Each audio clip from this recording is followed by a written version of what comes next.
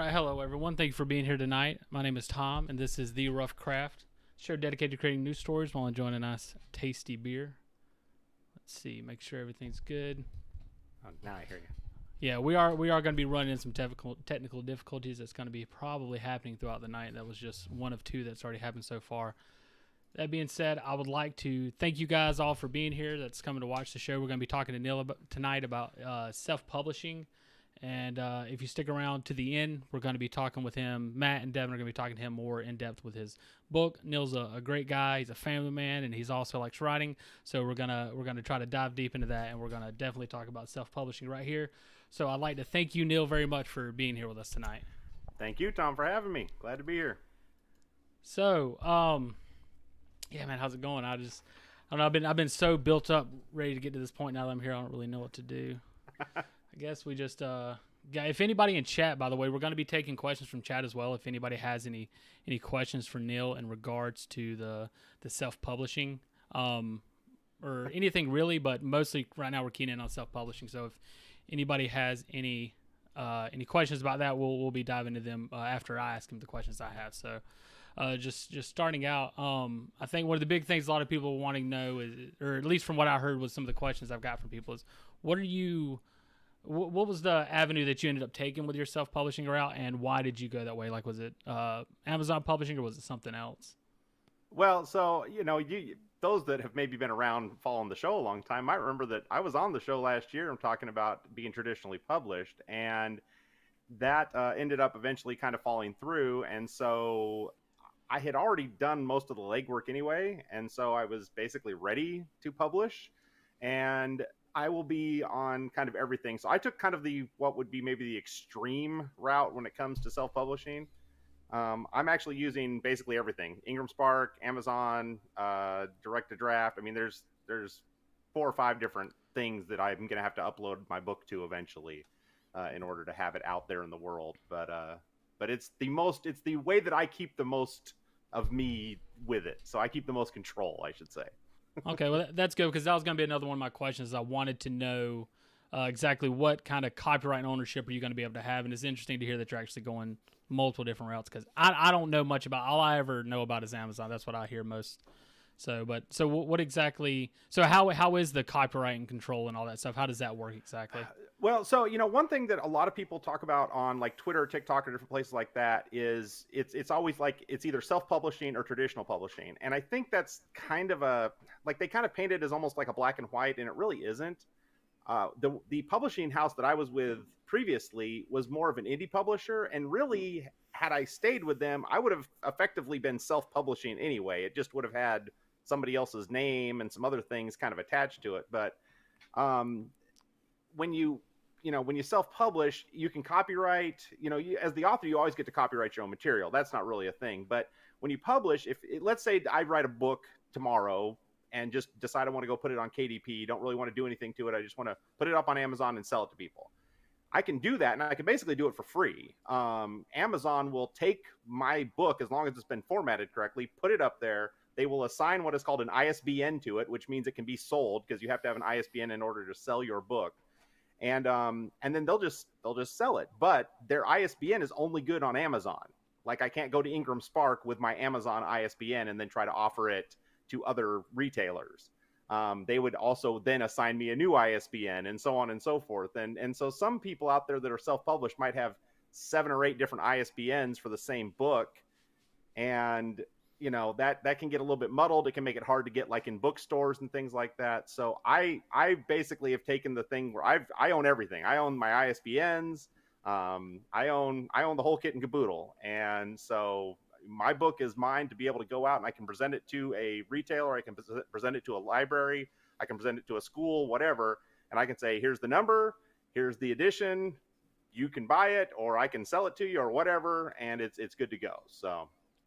Okay, that's one of the things I was wanting to talk to you about as well, is the getting it into bookstores and stuff like that. So I'm assuming you're going to be doing digital and physical copies of the book. Yes. So you actually, what's funny is you have to register a different ISBN for every type of book, like every type of your edition of your book. So in order to register my book for both hardback, paperback, electronic book, and audiobook, it requires 4 ISBNs just to do that. So that's why it's, it's kind of it's a pain in the rear end. ISBNs are one of the most wonky, like, government controlled systems in the universe, as far as I'm concerned. The way that they actually function is that a single ISBN costs $125, but a 10 pack costs like $290 or something like that. And then like 1,000 of them or 100 of them cost $1,500. I mean, it's just really ridiculous. It's basically like if you went to a DMV and said, I want a driver's license, they said, well, we'll give you one driver's license for $100, or you can buy 8 of them for 70. Like, it just doesn't make a lot of sense, but it's the rules, so you kind of have to play by them. So Yeah. Okay. So the as far as like getting advertisement and stuff on your book, have you started? I mean, obviously, I guess could be seen as one form of that. Obviously, social media. If you guys haven't, we have links to his TikTok and Twitter. I don't know if you wanted your Facebook there, but I can add it in later if you'd like. But we have his TikTok and Twitter down there. He definitely posts on TikTok a good bit and has some pretty good writing based TikToks. So go check those out for sure. But yeah, obviously social media, obviously things like this. Well, is there any other forms of advertisement you've been doing or are planning to do? well, I couldn't do a lot of them yet, just because I didn't. I'm so that's sorry. okay. Just want to say that was a question from a girl named Heather on Facebook. Oh, okay. Well, there we go. There we go. I can't do. I couldn't do a lot of it until time. Like, you guys are literally the kickoff, basically, for like the book launch, essentially. There's a few things. Like, one of the reasons that a lot of authors go with just Amazon actually offers a lot of kind of advertising avenues through Amazon that are very specific to Amazon. Like, if you're on Kindle Unlimited, for example, you can only sell your books on Kindle Unlimited. If you sell it on any other electronic sites, they will ban you from Kindle Unlimited, basically. But they offer specials, like they give you discounted, advertising coupons, or they run your book across one of their headliner pages periodically and stuff like that. So you can do stuff like that. For me personally, it's mostly just going to be the old, hustle on the streets. Like, I'm going to have to communicate and talk to people about getting things out there. I'm going to present, like, I'm going to have to put together a press packet to just send to local, like, news agencies and stuff like that, just to hope maybe one of them will run a story about me. But a lot of it's just going to be, me doing stuff like this and coming on people's shows and telling people about the book. So It sounds really cool. So it sounds almost like it's almost as if you're basically you're going through a process where you can get your book formatted, put together, and then you basically have this book that you can sell it however you want. But then your goal now, I guess, is to basically almost go out and pitch it like you would pitch a TV show or a movie or something like that. So if you go to, like, say you wanted to go somewhere like Books A Million or Barnes and Noble or something like that, would you be able to go to an individual store to try to get them to pick it up, or do you have to go like wider with that or anything like that? You can go. What's funny is like Ingram Spark, for example, most books that you see in bookstores come, I believe, from Ingram Spark or whatever their affiliate is that prints their books. In fact, I'm pretty sure if you print a hardcover for Amazon, it actually comes from Ingram Spark. I could be wrong about that, but I think that's the way I understand it. Ingram makes a lot of books, basically. And so Ingram Spark will actually put your book in stores sometimes, just kind of randomly, I guess. Like, if you've been selling enough of them, they'll just kind of send them out sometimes to stores. But again, it goes back to having that ISBN, because if you don't have a code or a way for the store to track you, they're going to just tell you to, bug off. We don't want to, we don't really want to talk to you. So, for example, I'll go down to my local Books A Million. I will go to their manager and I will go to them and say, this is me, this is this. And most likely they will carry my book because they've got I know for a fact because I've already scouted it out. They've got a local author section with books from people that are living in Columbia or the, surrounding area. And so, so I'm excited about that. But a lot of it's just, you kind of got to be lucky enough to have some people across the country that are willing to go to stores and ask for your book is really what it comes down to. So. Yeah, okay. So I guess I imagine, like, if you can get it out there to enough people, they're going to start going around asking about it. And then, so is there like a database that a store could then look up to find? Yes, and that's that tracking number. Yep, it goes back to that tracking number thing. If you've got it, then they can put it in their inventory. If there's no number, then they'll just ignore it. And so if they end up ordering the book, where exactly would the book come from? Would it come from just whichever one of these different places you already have it set up through? Yeah. And it's just now Amazon, interestingly enough, prints their books like we've got a Columbia Amazon, distributor. Our books, if I order a book from Amazon that's a paperback, it says printed in Columbia, South Carolina. So I assume they print it either there or close by. Okay, that's pretty cool. I wanted, you were talking about the cover art, and we've already talked about copyright and ownership a bit. So what are some more of the logistics involved with it? Like, how do you, because I don't know how a book is made, and I guess maybe you may not even know completely how it's made, but what is the process as far as, like, the cost of it, the formatting, the formatting, because I've had self-published books before, and the formatting's not great. There's some numbers will be in the center of the page, some will be off to the side, different issues like that. I'm sure you've seen it as well.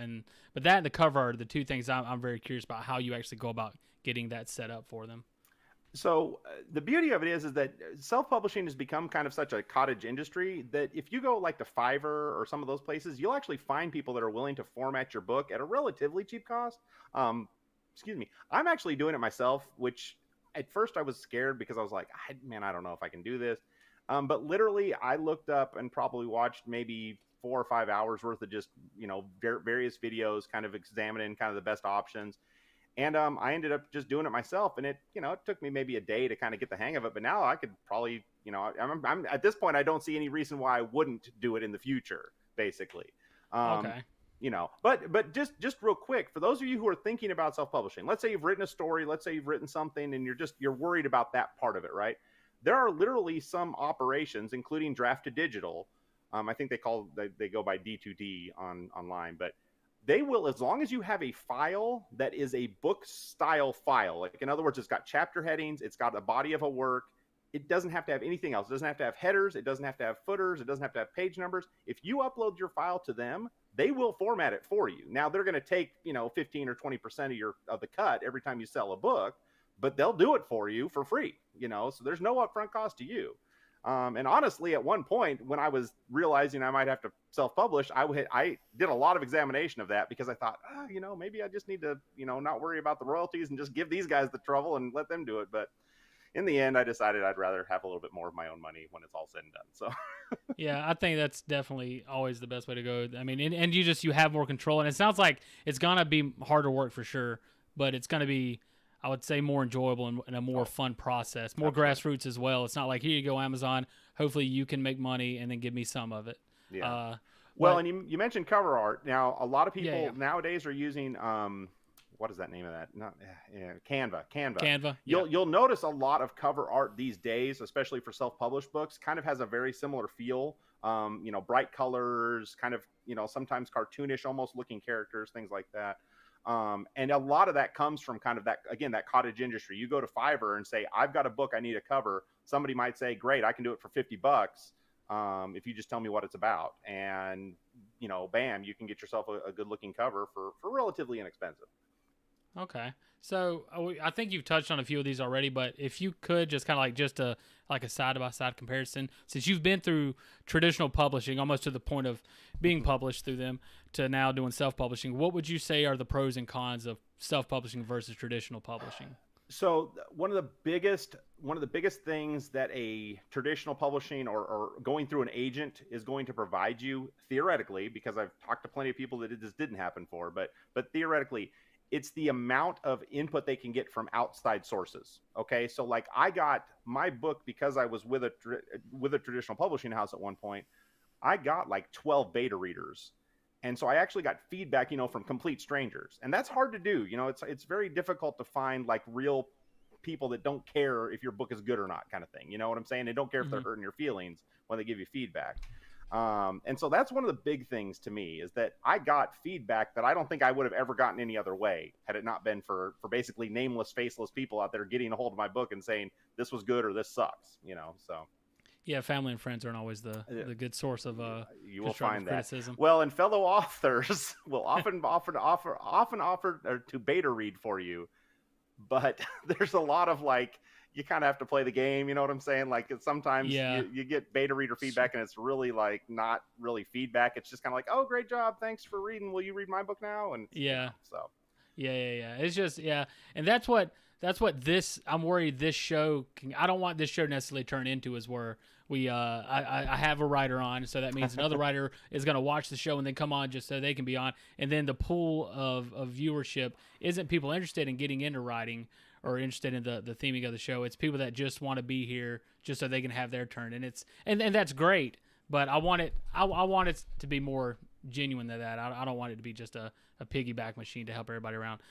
You don't count.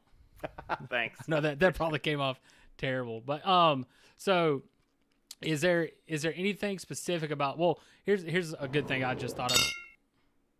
Oh, we got a follower. I forgot I had that notification on. Thanks for subscribing. Got a subscriber. There you go. Is there any specific like misconceptions that you've learned about just from? Oh, there you go. Sorry, yeah. Turn your camera back on. Yeah, sorry. No, you're fine, man. Told you guys, technical difficulties. Yeah, it's a problem. It's a part of the issue with the way that we're trying to run this through Zencastr. Sorry. We run it through a third-party program so that we can have better audio quality, and in doing so, we end up having we don't touch Discord, and so it happened. Don't worry, it's happened to every single one of us now. Okay. So everybody here has been a victim of it. So what are some big misconceptions that you've learned about from? I'm sure before you probably self-published, you probably thought negative things about it. What are some misconceptions you've learned aren't true? What are some maybe you've learned are true? Well, I mean, one of the big things, because even, originally I was kind of planning on self-publishing just because I thought that was kind of going to be my only route, Okay. Like realistically in my mind, I thought, well, nobody's ever going to want, it'll be me and my family will get a copy of this book and maybe some friends from Facebook or something will buy it. That'll be cool.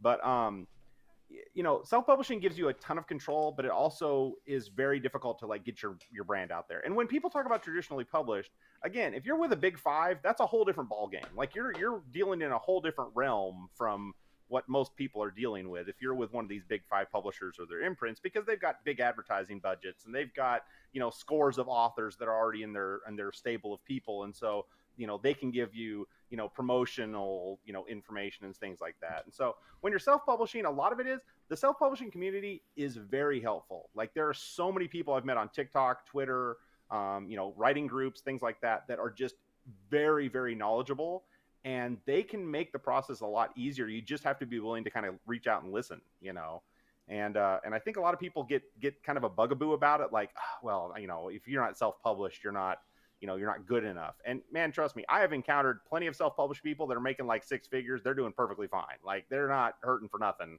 and they're doing a great job, and they control everything. I mean, they literally get every penny that comes in for their books goes straight to them. So yeah, actually I worked with a guy who I found out we both like did security at a place, and I found out that he was, unless he's lying, I don't have any reason to believe he was. He seemed like a really honest stand-up guy, but he was like he got like a top bestseller in Mexico.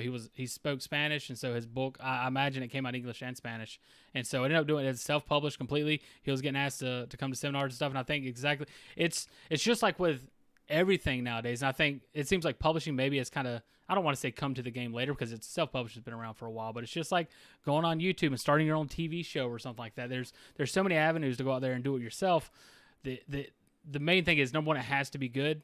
And you have to work your ass off promoting it, but you have all the resources and tools, I feel like, to go learn whatever you need to learn, to do whatever needs to be done. You just got to get out there and do it and grind and make it happen. And somebody like you who's a writer, writing the book in the first place is a grind. So I'm sure sometimes it's great. Other times you're like, I just want to get through this part. And so you're used to that. So this next part, this is kind of like, you're at the finish line, you're just now you get to have fun with it. So it's great that you've made it this far, farther than a lot of people do when they start writing. I can't think of anybody. So if you could start over this whole process, not necessarily the writing, but I mean, you can touch on that if you want. But the publishing part, what would you do differently since you went from traditional to now self-publishing? Well, number one, here's the thing, and everybody talks about it. You see a lot of people that say it. I, of course, and me and every other new writer, all ignore it, is that your book probably isn't ready when you think it's ready. I mean, that's really the bottom line, is that just because you think your book is good enough, because, man, last year I was on your show and was like, man, this book, I'm ready to go, right? Guess what? The book that I have sent you guys to read is not the same book. I mean, it's mostly the same, but there's a lot of stuff in there that was not in the copy that I was holding at the time that I talked to you previously. And so, take your time, be ready for the grind. And that's really what it comes down to if I just gone with my gut, I would have published what would have ended up being a substandard book. Now, would it have been good in my mind? Probably. But would it have also not been good? Yes, absolutely. It wouldn't have been the quality that it ended up being. And so you've got to kind of commit to that, and you've got to acknowledge that, hey, you know what? Just because in my mind this is great, it doesn't mean that it is until I've really had a lot of feedback. And again, when I talk about those beta readers, that is, finding honest beta readers is probably the hardest part of that process. And I would have, from day one, you should, if you start writing a book tomorrow, you probably better in like a month start looking for beta readers. I mean, that's just all there is to it, because it's going to take you a while to get solid, true, honest beta readers. And also be prepared to take that bad advice, I mean, to take that bad reaction to your book. Because if you're not, I've had people that sent me beta reads before, and I've been like, look, this is, and they're, that's it. They ghost me. That's it. They're, I'm done with them. And it's like, man, if you can't accept a little bit of criticism, I'm not saying you got to dog somebody because their book's bad, but sometimes you got to be able to be honest and say, look, I think you need some help with this. And you need to be, as an author, you need to be ready to hear that too. You need to be ready to hear, hey, you know what? Your book needs some help. And so anyway. Well, yeah, that's definitely seems like a good idea. And I know from Matt's experience so far, Matt's went through, he's got his book edited, and he's basically going through and rewriting the whole thing. I'm sure you've went through and you've rewrote a lot of it. So I guess getting those beta reader earlier, you already have a list of people, and then also you can maybe get that feedback sooner. So maybe you're saving yourself some rewrites in the future. Yes. And so just it could save you time overall. And I guess there's nothing that will hurt you more than writing something, editing it, and then having to rewrite it, because literally now that money you spent on that on what was edited previously is of no use to you. So yeah, and something I always like.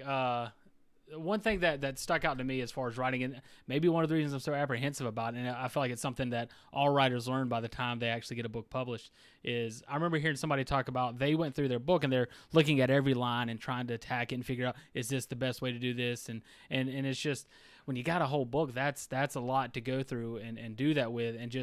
And if you're somebody that's just going to go out, write it, and be done with it, that's fine. But if you're really taking it seriously and really putting it through all of its trials to get it to the best possible place it can be a long, grueling process. And it's definitely not something you're going to get done in a weekend for sure.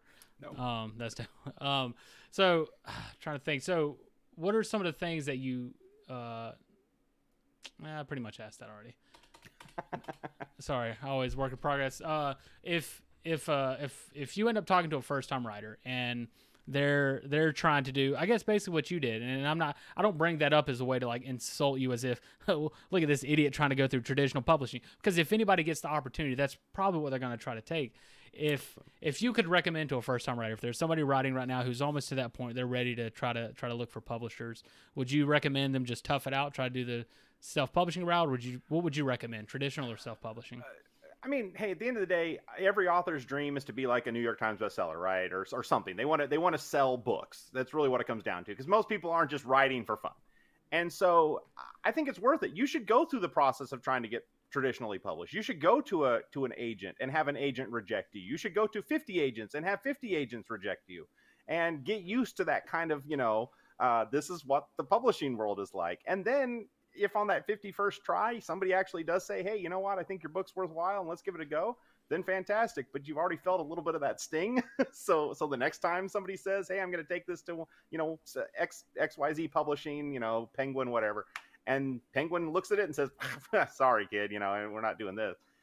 Then okay, well, you know what, I've felt that sting again, but now, I'm a little bit more ready for it, kind of thing. So, but yeah, I think everybody, if you believe that your book bring something to the table, if you feel like, if you wrote it and, hey, I want to share it with my friends, and a few friends say, hey, it's great, cool, give it a go. I mean, if that's what you really want to do. Now, if legitimately, I've met people out there that write books and write lots of books and have never published a single book. They've got stacks and stacks of manuscripts and have not published a single one of them.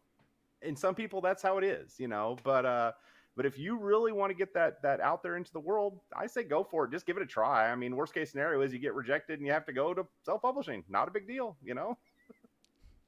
All right. So I think, honestly, at this point, it looks like I've kind of went through any questions that I had and questions on Facebook. There was a guy on Facebook named Michael that wanted to know, how did you know that your writing was strong enough to get self-published, but you basically are ready to be published, but you basically touched on that. You said you went through everything and finally you just had a kind of a gut feeling that it was ready to go. And I really like how you're talking about the basically just going through a trial of failure after failure. And I think that's something that a lot of people, anybody that's successful, from anything I've ever heard, it will tell you the same thing. Is basically for failure is the stepping stone to success. You have to fail to succeed. There's no way around it. Nobody's, even Michael Jordan, I'm sure, lost a lot of basketball games before he became the best. So I honestly, yeah, I was hoping we'd go a little bit longer. Actually, this is about around the time I was wanting us to be. So, everybody, if you haven't already, go in the description, check out Neal's social media, follow him. We are going to be doing a brief intermission, and then we're going to be going into him. Matt and Devin and him are going to be talking more about his book. Trying to think if there's anything else I want to touch on. If you want to go, I was gonna say just real quick on the self-publishing piece. Oh yeah, go ahead. Just tell me because the question about how did you know your writing was good enough? I don't know that you're ever gonna know your writing is good enough. I literally, I'll tell this story. I literally sent Tom a copy of my book, and Tom got into the second chapter and sent me a thing and said, "Dude, this is totally wrong." And I was like, "God, man, you know what? You're absolutely right. It is. Even in that moment when you're like, I'm publishing, I'm ready to publish, I'm going to go hit the button that says yes, there might be something wrong. And that's, you just have to kind of work to the point where that you've got as minor a number of issues as you can possibly get in there. And you have to have good editors and good, like I said, beta readers. I was very lucky. I had a quality person gave me kind of my first round of edits. And then I had a in-house editor that was exceptionally thorough and helped me get to where it needed to be. But like I said, just you never know. You can't possibly scrub your manuscript to the point where it's perfect. I mean, there's major published publications that are sold millions of copies that have errors in them. So just do the best you can, but don't just do it quick and then call it a day. Do the work. But if you do the work, I promise you're going to be happy with what your results are. So. Yeah, I imagine you could probably have your work go through 100 people, and every single person is going to find one thing. Just like you said, like with spelling mistakes and stuff like that. Like I've read professional books that have spelling mistakes. It always baffles me, but it's just like anything. It's such a massive thing. There's no way you're going to constantly get it right. And if you spent your whole life on it, you could probably get it down to maybe one mistake. There's always going to be something there. So I think your advice needs to be not only true for yourself, but also for professional and books I've read. I'm pretty sure I've read Tolkien, and there's been grammar errors in there. Maybe that wasn't his fault. Maybe that was the publisher's fault. I'm not going to put it on him. I can't believe such a thing. Exactly. The man can write in not only 50 languages once he created himself. I'm sure he would be all right. But also something we forgot to touch on. We talked about your cover art a little bit, but we forgot to actually show it. Would you be ready and willing to go ahead and let everybody see it? I've been teasing that this would be the exclusive reveal of the cover art. Well, we haven't even talked about the name of the book. I guess we should probably mention that. Oh, yeah. Yeah. When I started doing that intro, I had it all written out, but boy, you get flustered, especially when there's going to be people watching this time. But yeah, here, I'll go ahead, and it's going to be just you and the cover art right now. So Fantastic. You can go ahead and talk about it. It's there up we there. Go. Well, I have an absolutely wonderful artist that helped me out with this. Her name is Kaylee Smith, and she's actually a friend of my daughter's. And she read the book, and she'd done some art before. I mean, she's done a ton of art. Trust me, she's done a lot of stuff. She made their they have like a D&D group. She made like their characters and stuff like that. So I knew she knew what she was doing. She read the book, and she sent me some. Like, I kind of discussed a few things about the cover, but she's actually sent me like some like mock-ups of some covers. And the one that ended up being the one, I actually put it in your guys' Discord earlier today. It was just kind of basically a very rough sketch, but she came out with first the cover that I actually have, I think, still on my website right now. You can see the old version of this cover, I think, still on my website, but that's going to change tomorrow. So I guess if you want to get a peek at it, you better go now. But she came together. She's a fantastic person to do this for me. And anyway, so I'm extremely happy with it. I'm excited. This is way beyond my wildest dreams. I mean, I literally thought at the beginning of this, I was going to have to get like a book that just had a pair of eyes on the front of it. And that was probably going to be like as good as I could pull off. If I was doing it myself, that might be the best you're going to get. So if you did it right, that could have still worked right. Could still work right. But and I do want to say is number one, your first we recorded an episode. He's been on the show once. We recorded an episode that never came out, and I would not shut up about his cover art, his eye logo and everything. I love it. And the first one was already it was great. It was really good. I thought it was better than a lot of the a lot of the cover arts I see nowadays. And then the new one is just, it's a step up from that. And it's just, and I'm a sucker for more hand drawn, like crafted stuff than I am like, realistic, weird kind of, I don't get that. And so that is just totally up my alley. That if I saw that in a bookstore, I can tell you 100%. Maybe I wouldn't pick it up because that's not necessarily, I'm into high fantasy stuff. But if ever there was a more, I guess like modern sci-fi kind of book, that would be the one I'd pick up 100%. Like it looks fantastic. It really looks really good. And I'll shut up about it so I don't spend another hour talking about it. All good. But it's good, man. But yeah, so anything else you got to say on the subject of self-publishing?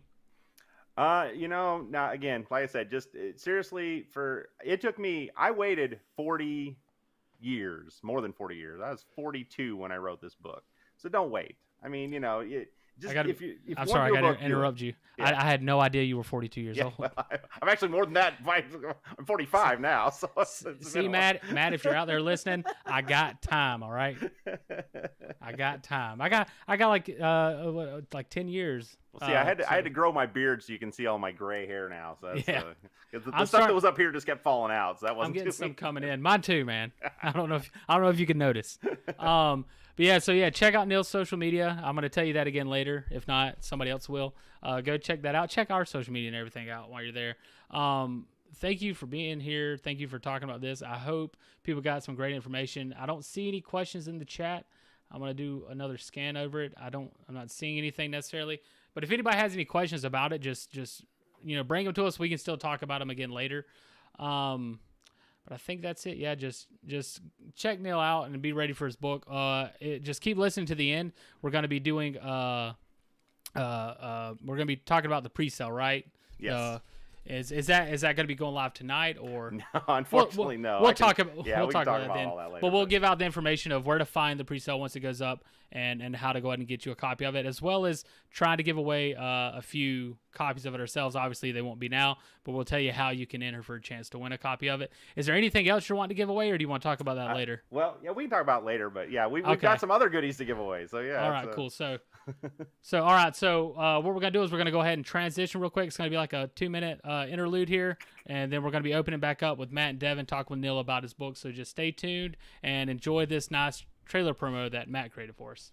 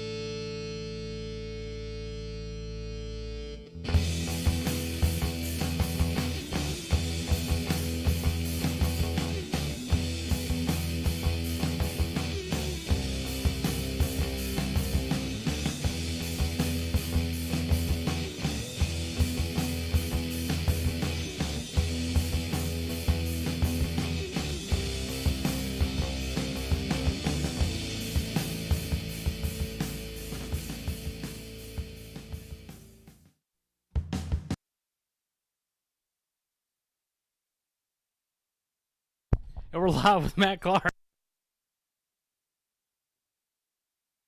I had to unmute myself. I understand. I'm in Zencaster.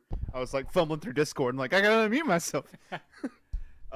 So this is gonna be a little bit more free form than what y'all just did. Now y'all just had a sit down 60-minute interview. We're gonna have a conversation about this book. That trailer I made for you actually has your music in it. Does the people who watch know that you also created music, Neal? Well, some of them might. I think my kids are in here, like a couple of them at least. So they're jamming out the flannel, aren't they? Well, they probably didn't know. They probably weren't expecting that because I actually haven't shown that to anybody yet, other than myself. But yeah, it's cool. That's cool. I didn't know you were going to use that one either. So that's cool. Well, we wanted to avoid the copyright. Got an extra reveal in there. There's so many reveals happening tonight. It's all going down. It's a sneak peek. Yeah. So once a long time ago, I was in a band, and so anyway, yeah, we had a couple songs. What do you play? I played bass. Oh, I got one right there behind There you me. go, man. Look at that. I And a see couple it. When of we guitars. first had Neal on, you had basses in the background. I Of did. I had guitars in the background. Yep. So yes. You want to play bass in my band? Probably not anymore. You probably wouldn't want me to play bass in the band. Is actually the real problem. It's fine. Can't be worse than the bass players I've had in the past. I mean, did you hear Flam? Tommy. That was you playing bass, wasn't it? That was, in bass came fact, through me. pretty Nice clear bass on that. line.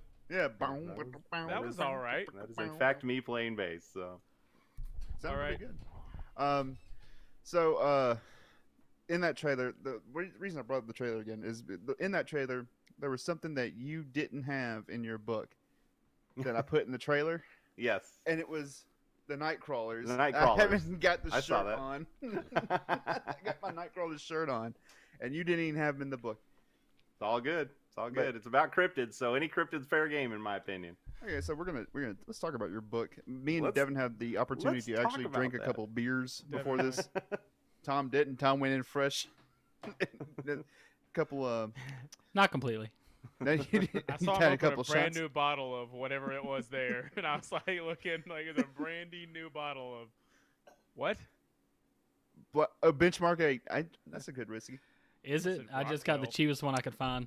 I mean, it's a good, It's probably great. drinking whiskey. Hey, go ahead. Hey, go. But Neal, so let's talk about DeRosa and why she's my favorite. DeRosa and why she's your favorite? I love that. Yes, I'm excited to talk So- about DeRosa. She's an older lady. She's not the main character. She's she's a friend of your main character, Chuck. But her story when she first came into the family, and then her rise up to the top, near the top.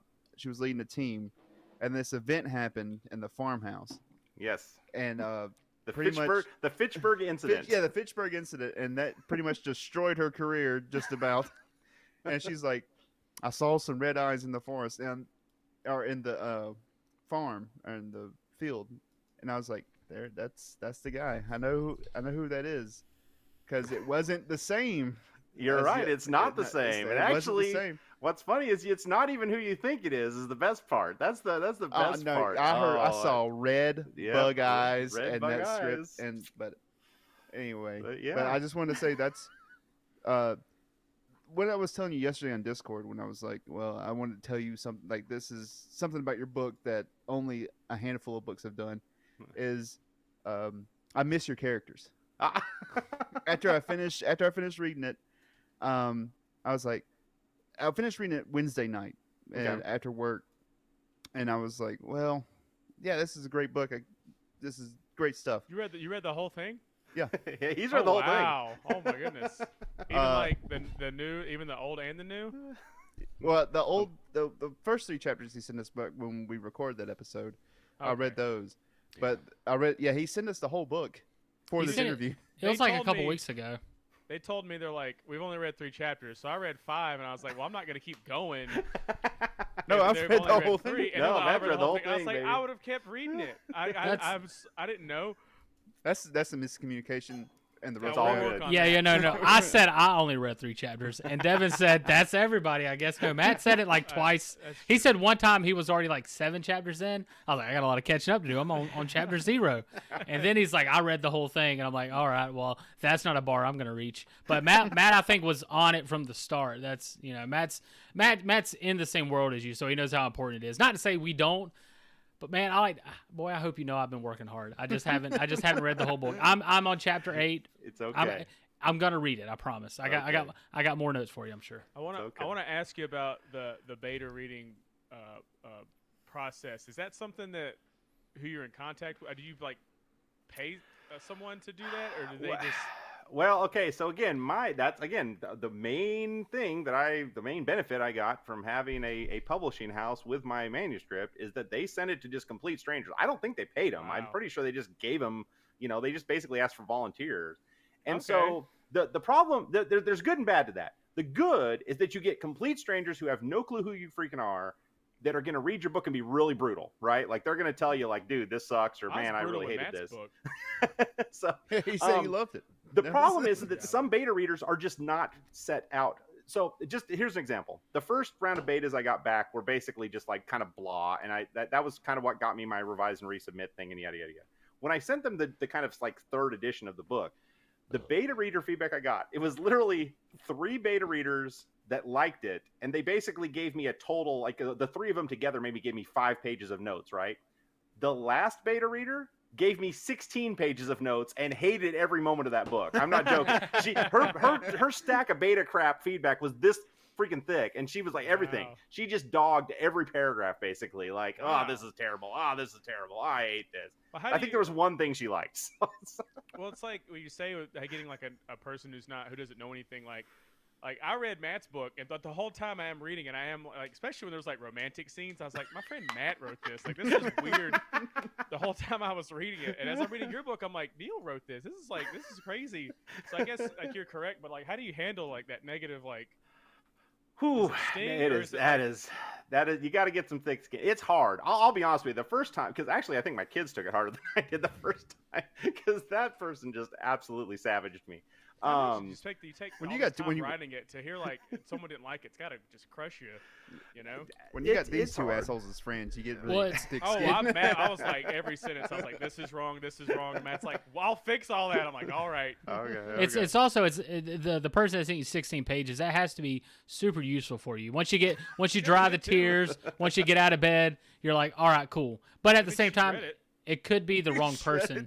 Yeah. It could be the wrong person for the wrong book for the Could wrong be the person. wrong person for that book. Yeah. Hey, that's- hey, once you get to be a New York Times bestseller, frame the 16 pages. It's just in your back home. Here's the thing, man. Seriously, if you go online, go to like Amazon or something like that. If you see a book that's got nothing but 5 stars, you should be extremely suspicious to that. Like every book that is a bestseller has at least 100 1 stars somewhere in there. You know what I'm saying? Because there's going to be people that pick up your book randomly and just hate it. So, no, it's hard.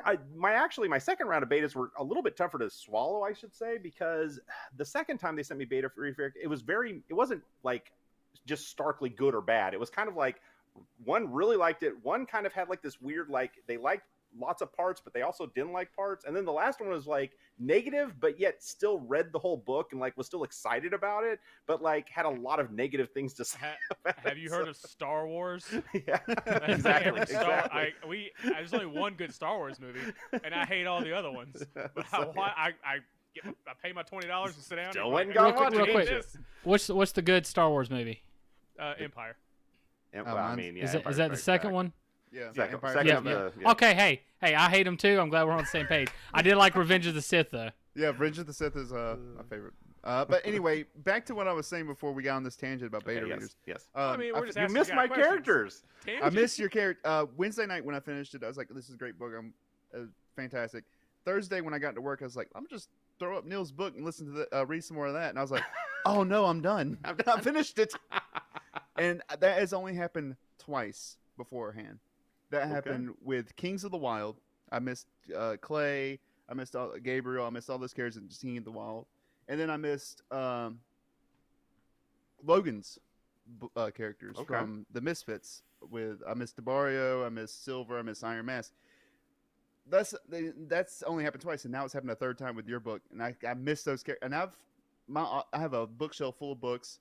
I have an Audible library with 62 titles, and I've only missed characters in 3 books.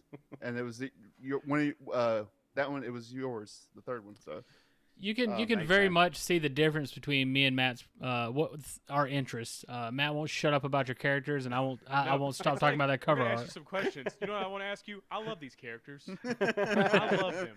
Can you elaborate? Like I want to ask you. well, no, like it was some just open-ended paying him a questions. compliment about. Oh, that's very sweet of you, man. I'll let you It's know what I what? gotta say, Matt. I felt that way about your book, man.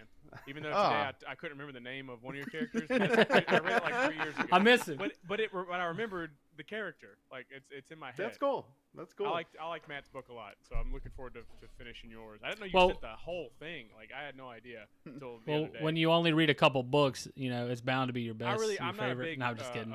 a reader. That's why it's like you have like Matt wrote a book. Tommy loves making and writing stories. I like stories, but I'm not a writer per se. So to me, like how do you when you write a book? Are you like someone who like do you sit down and just like do you just write? Are you plotting So it out? I am a pantser. I'm a pantser straight up, and that means that when I said, okay, so I've kind of told the story before. literally right as COVID starts, I'm sitting in my living room with like my kids, and we're looking at like Bigfoot fan reader, like fan fiction stuff, basically. And it's pretty terrible. And There we is a kind of guy joke.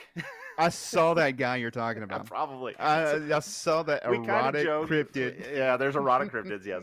We kind of Oh, joke like, boy. I'm sure I could make a better book, right? And I know people say that and it sounds super arrogant, and I'm not, promise you, I'm not trying. It's actually But one of so the questions I I was sat gonna down. ask you. I've tried to write books before. I have tried to write books before, and I just never could get past like the 7th or 8th chapter. I would just die. Like I could not hold on to it. So this is the first one and- you finished. This is the first one I finished, Oh, wow. and got to the end. But I mean, I didn't know the ending when I started. Like, I didn't even know the 5th chapter when I started. It basically just as kind of things laid out to me. I was like, okay, cool. This can happen. This can happen. I started kind of figuring out things I wanted to see. And then the ending, the original ending. Now, Matt hasn't read the original ending. Mm-mm. The original ending came to me in about the 3rd or 4th chapter. I kind of realized, oh, I know what I want to do for the ending. But then I had to get all the way there. Mhm. And there were times it was really hard. There were times I would go a week and only write 1,000 words. And then I think it was President's Day weekend of 2020. I think I wrote like 25,000 words in basically 2 days. Like, it was like I got to it, and it's actually the section that the book cover art comes from. The section that is in, that was ravine. just a word sprint, man. I just hit that moment, and it was like, oh, off like I knew everything I wanted to start putting on the page, and it just I couldn't write fast enough. Like my fingers wouldn't move quick enough. I'm really glad to hear that happened to you, because that's what I like to imagine writing is like. That's what I always think it is. But then you sit down, you force yourself to sit down, and you start writing. And like every time, like I'll write a page, like, woo, man, Well, what I did a Neil lot. What Neil doesn't tell you is the coke he sorted to turn out that 25,000 words. Well, Is isn't something- that how Stephen King wrote The Shining? That's definitely how he wrote. He wrote a couple books that way. In fact, I'm pretty sure. Yeah, it's a Is it lamp. something that you like that gets you going, or is it something that kind of like makes you tired, like after you like write for a while? Well, okay, so the playlist that started the show actually is basically kind of inspired from the music. I listen to music when I write. Not a lot of people do. A lot of Okay. people don't like they want to either have like basically silence or just like have music maybe with just music but not any words. I am complete opposite. I want to be like, I want to hear noise. Like I want to hear. You, like some songs are, help you write a scene. That's You Yes, inspire yes. something in your head for sure. Yeah. No, and I absolutely. Well, it started. You talked about Stephen King. I read The Shining when I was in like 6th or 7th grade. I don't remember exactly when, but like I cannot read The Shining without hearing music, because I was listening to music the whole time I was reading The Shining. It's like indelibly like burned into my brain. And my book was kind of the same way. Like I would just get into a mode and I start listening to songs and I just start writing. And here's the thing. I actually made a TikTok about this a while back. You sometimes finish a chapter and you look at it and go, dude, this chapter's probably not going to make it. Like, I don't think this is going to come. I think this is going to hit the cutting room floor eventually. But you just have to keep going. Like I could, if I wanted just to sit back there and keep going back and forth and go back and re-edit every single, chapter I did and psychoanalyze it, I'd never get the book done, because I would eventually just give up because I kept changing stuff up. Sometimes you just gotta move past. You just got to keep moving. Yeah. You just got to keep moving. Because if you don't, you're gonna burn out. And Yeah, I mean, that's yeah. just Save it for book 2, beta site. Exactly. Well, Or there site you go. beta. Site beta. All right. It's so- actually, yeah. So So what Can was you- the part of the book? I don't mean to jump in here, Matt. No. What was the No, part of the book yeah. that when you wrote the 25,000 pages, but when you had the times where you're writing like 1,000 pages, was it a particularly like hard section of the book for you to write, or is it something that like? yes. So I'm really weird. I've got a really weird circadian rhythm, I think, when it comes to writing, because I've written about a third of a fantasy book now, and I was telling Matt this the other day. I actually went back and compared like the actual word counts to like scenes of kind of like high intensity and things like that. In my shoot, gosh, Uh-oh. dang it, man! Oh, I thought I was no. sitting here playing with it too. Oh, darn it. You got to roll over Discord. Happens to Um, the best of us. Man, I'm just gonna Matt get an auto clicker that just sits here and constantly. That's not a Um, bad idea. In rhythm with your writing. Go Yeah, ahead. but no. I for some reason like I have kind of like peaks and valleys when I'm writing, and the peaks are like I really enjoy writing like drama, like action scenes, intense moments and things like that. But I kind of like to get to those points, that you have to have that downtime, right? And so sometimes the downtime is easy. Sometimes it's like, oh yeah, we're gonna have a few conversations and somebody's gonna eat lunch and things are gonna. Other times it's like, what the frick are we gonna do to get them from this place to that place? And I have no clue, you know. And so, Well, yeah. how you did it to get, because I know because I'm having a feeling I know what you're talking about. Because your main villain, you were trying to make sure that that person got to point B, and the way you did it, I thought was really good. I thought well, that was a lot of trial and error. Let's put it that way. Well, I have a question for you, because you've talked about being a pantser and stuff like that. So this is just a question kind of out of curiosity. As you're writing, has there ever been a situation where maybe you have a character show up that you obviously created the character, but you're like, I don't like this guy. Like, I can't wait to fuck him up, kill him, do whatever. And then you get there, you're like, I don't know, maybe that's not the best way to do this story. And then you turn a different direction. That's exactly what happened with Travis. Okay. I was planning on killing Travis off, and then I was like, I really like this guy. He's the best part Yeah. of the book. Characters definitely write themselves into your quote unquote. I mean, you can say write them into your heart or whatever. I will say that for me, there are 5 or 6 characters in the book that are actually amalgamations of old characters that I had to cut because I had too many characters originally. I had so right now, Matt can attest this. I think there's 5 trainees, right? When they start out. Yes. There used to be 9. So God. Just way too many. It was stupid because people got lost in the shuffle. Nobody would have cared about them. I didn't care about them. And so, 16-page note lady told you. You know, well, actually, she did talk about one of the characters that got one of the characters got the axe because of that lady, basically. But yeah, so so you had to combine some. I started out, I had a kill list. I knew after about the sixth or 7th chapter, I kind of knew who was going to die. Guess what? Some of those people lived, and some people that were supposed to live ended up dying. So I think that's one of the special and cool parts about writing the way that you guys do. Which, I mean, it sounds like you did a bit of plotting with your pantsing, but your pantsing took over. What you would do is you would pants the whole manuscript and then go back and plot it out. You would add bones to the gelatin that you created. What you drinking out of there, Neal? I didn't really get a good look at that. Oh, well, what am I drinking? I'm drinking out of a mug that's got the symbol of my eye from the book on it. And oddly enough, it was in the background, but I moved it. I'm giving away one of these tonight to some lucky viewer. It's amazing. And so let me just go ahead real quick and interrupt and go ahead and explain the way that we're going to be doing these giveaways. If I can find my damn screen. So the way we're going to be doing we're going to be trying to give away a book. We're going to be trying to give away a cup. And the way it's going to work is this is a live stream, but after the live stream goes down, it'll then come back up. And this chat may not show. I'm not sure. But what we're going to need you to do, if you want a copy of Neal's book, just leave a comment. Like the video, leave a comment just saying, I want to read Neal's book. And we'll enter you into a chance to randomly be selected to get a copy of it. Once it comes out, we'll make sure we send it. We're going to do at least 3. That's the plan, is at least 3. And then if you want his cup, say, hey, I want Neal's cup. What are those things? Are those tumblers? Is that These what are just tumblers. So this is my loving wife actually made this. So we're going to eventually have themed merchandise, but currently this is as good as you get. Is that dishwasher safe? This is not dishwasher safe. I can actually tell you. It is hand washed only. So sorry about that. But I will tell you, and that's another thing, going back to the art, did you give her any details on that, or she just came up with it? Nope. This is a Kaylee Smith original, baby. And that came to her from reading the book. Yes. Okay, awesome. It's really cool. It's unique. It's identifiable and it's unique and specific. Well, you want to know right now. I want Neal's. Well, you want to know what's even funnier? Cup. So that's exactly what I told him. I said I can't wait to win that. So when you talk about influences for writing, right? That eye obviously was not something that I came up with. Kaylee came up with the eye. That eye is actually something I'm now incorporating into further stories down the road.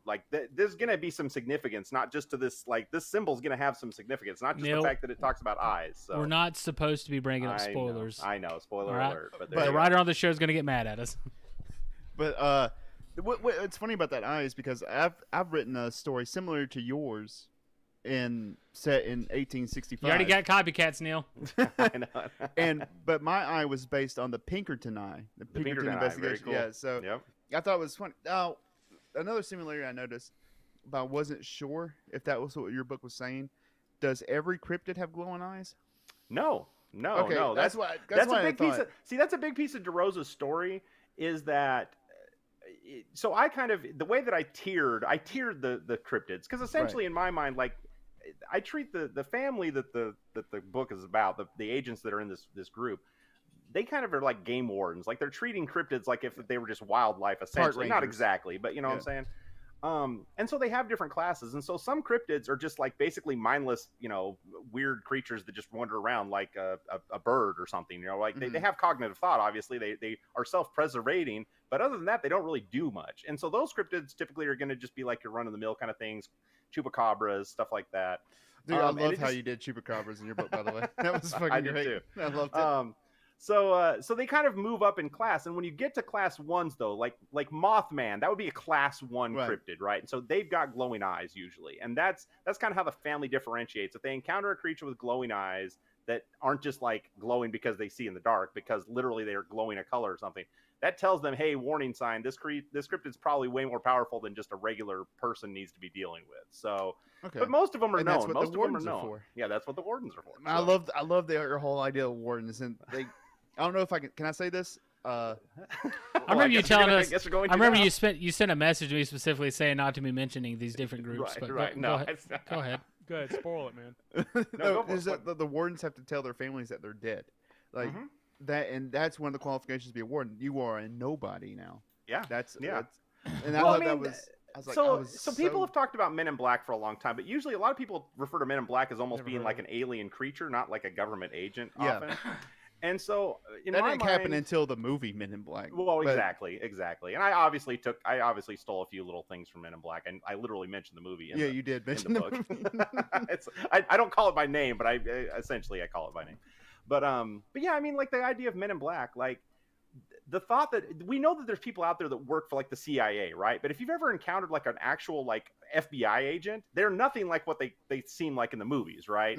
They show up like the first time I ever met an FBI agent, he opened his periodontal, whatever that's called, the funky wallet that he's got, and it's like a badge with a name and a picture, but then it's like stuffed with all these weird like forms and all this crap. Yeah, and it doesn't look anything like the people that just flip a wallet on. Yeah, you see a like gold badge or something up there. It looks like a regular wallet. And that's something that I noticed. I've gotten far enough into to notice. Like, number one, you notice it in fucking chapter 1.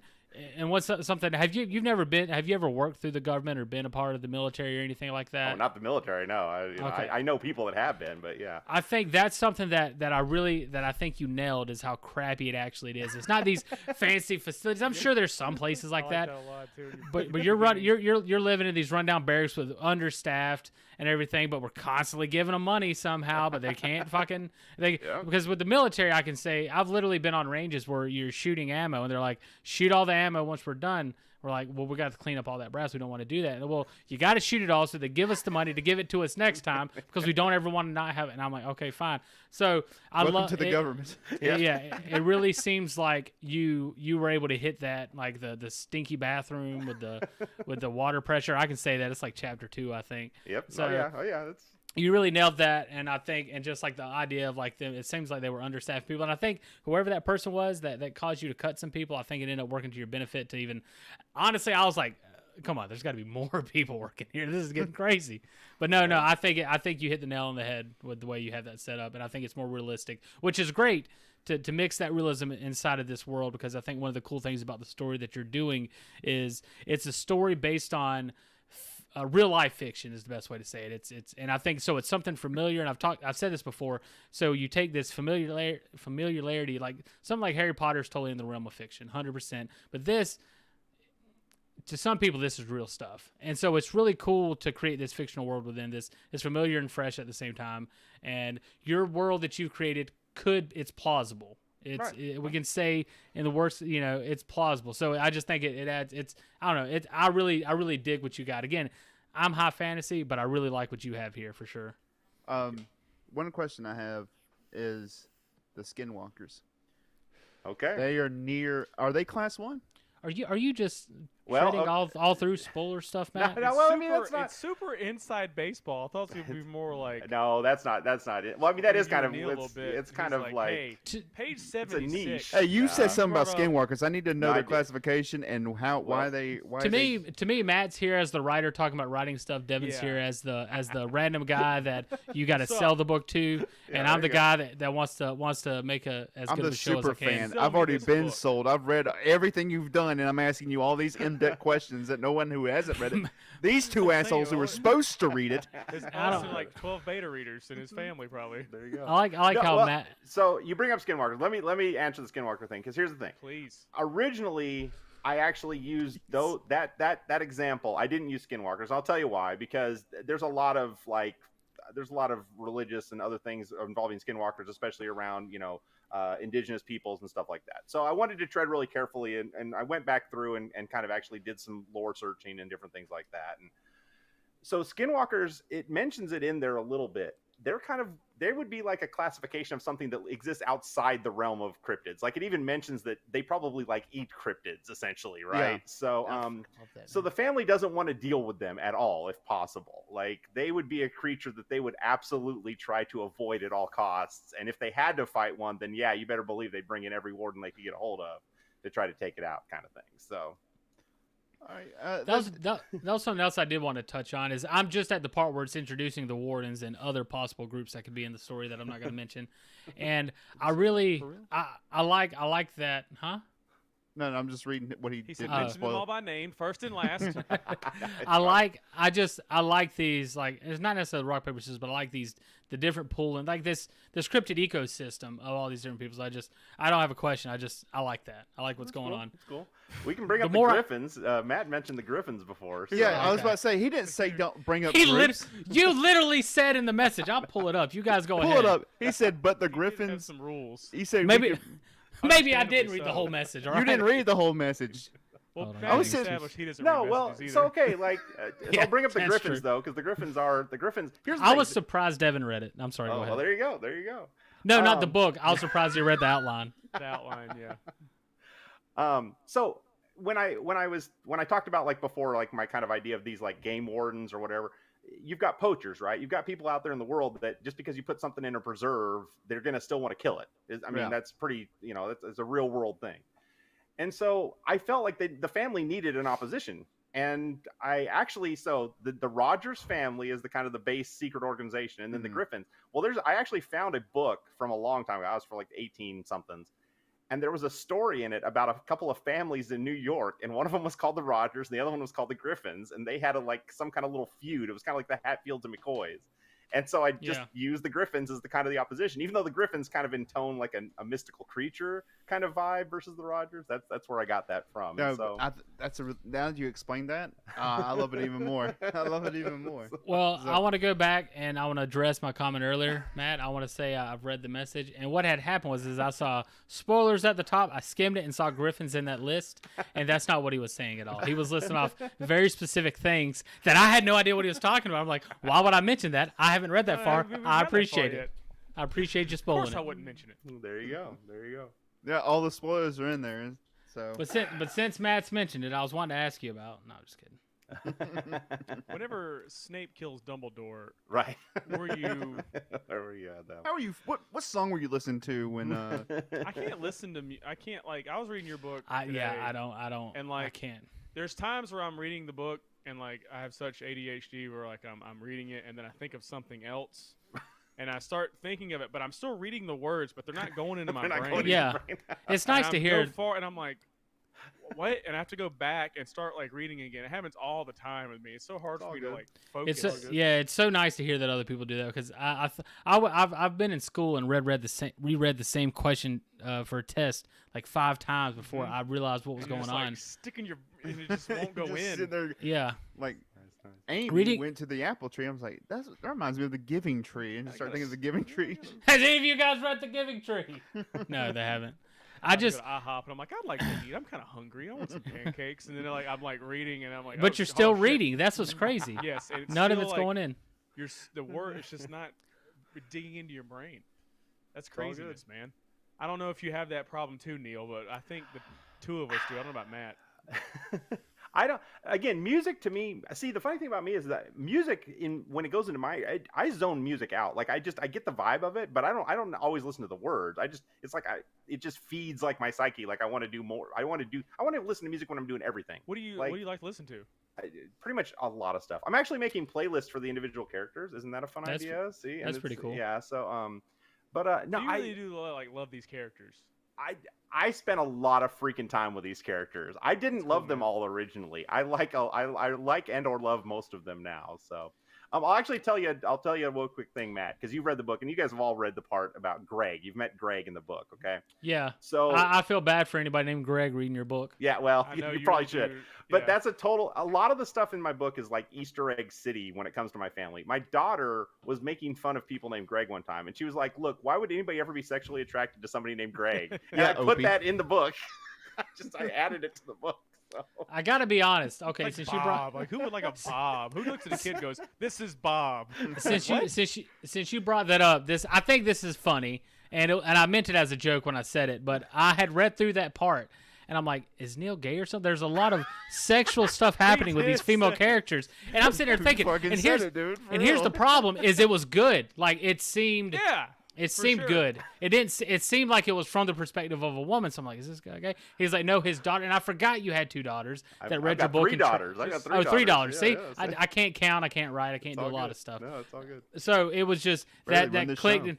And he literally said that some of the stuff is what his daughter said girls would say. So he thought you did such a good job at writing for a female. Because they say men have a hard time writing for female characters. You can really obviously tell when it's done. Well, so I question your sexuality because that's all good. No, my daughter Avery actually edited was like the kind of the final editor on my book, and so she left me just tons of sticky notes. In fact, there's actually still one sticking to the computer as we speak. She said Greg sucks.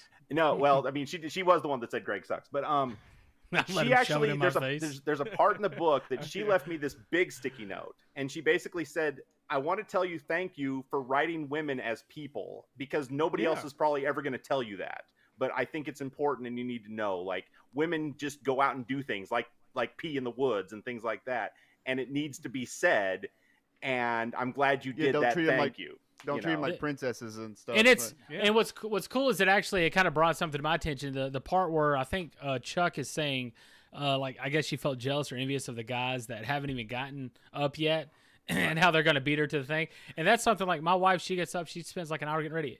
I get up an hour early so I can spend time doing nothing before I have to get ready. It takes me like 15 minutes. Exactly. And so it brings that stuff to your attention. So yeah, I think you did from what I can tell at least, you did a really good job with the woman writing. And it's interesting because she's the main character. You got a main character. Yeah, she's the main character. So it's already God damn it, Neal. That's it. I'm done. I'm telling you. This is your episode. I get to talk to myself. I know, man. Your daughter teach how to use Discord. No, man, there needs to be a setting to ignore me forever. This is what happens in our 4-hour Magic games. At one point in time, well, that's because you're not on Zencaster. At one point in time, I could say that all of us has had that issue, but none of us has had it as many times in one show as you have. Man, oh my gosh. I didn't have it the last time I did it. Well, that's because we weren't doing it this way. All I can say is the audio quality is better. That's the reason it's happening. And at the end of the day, I think that's the most important part.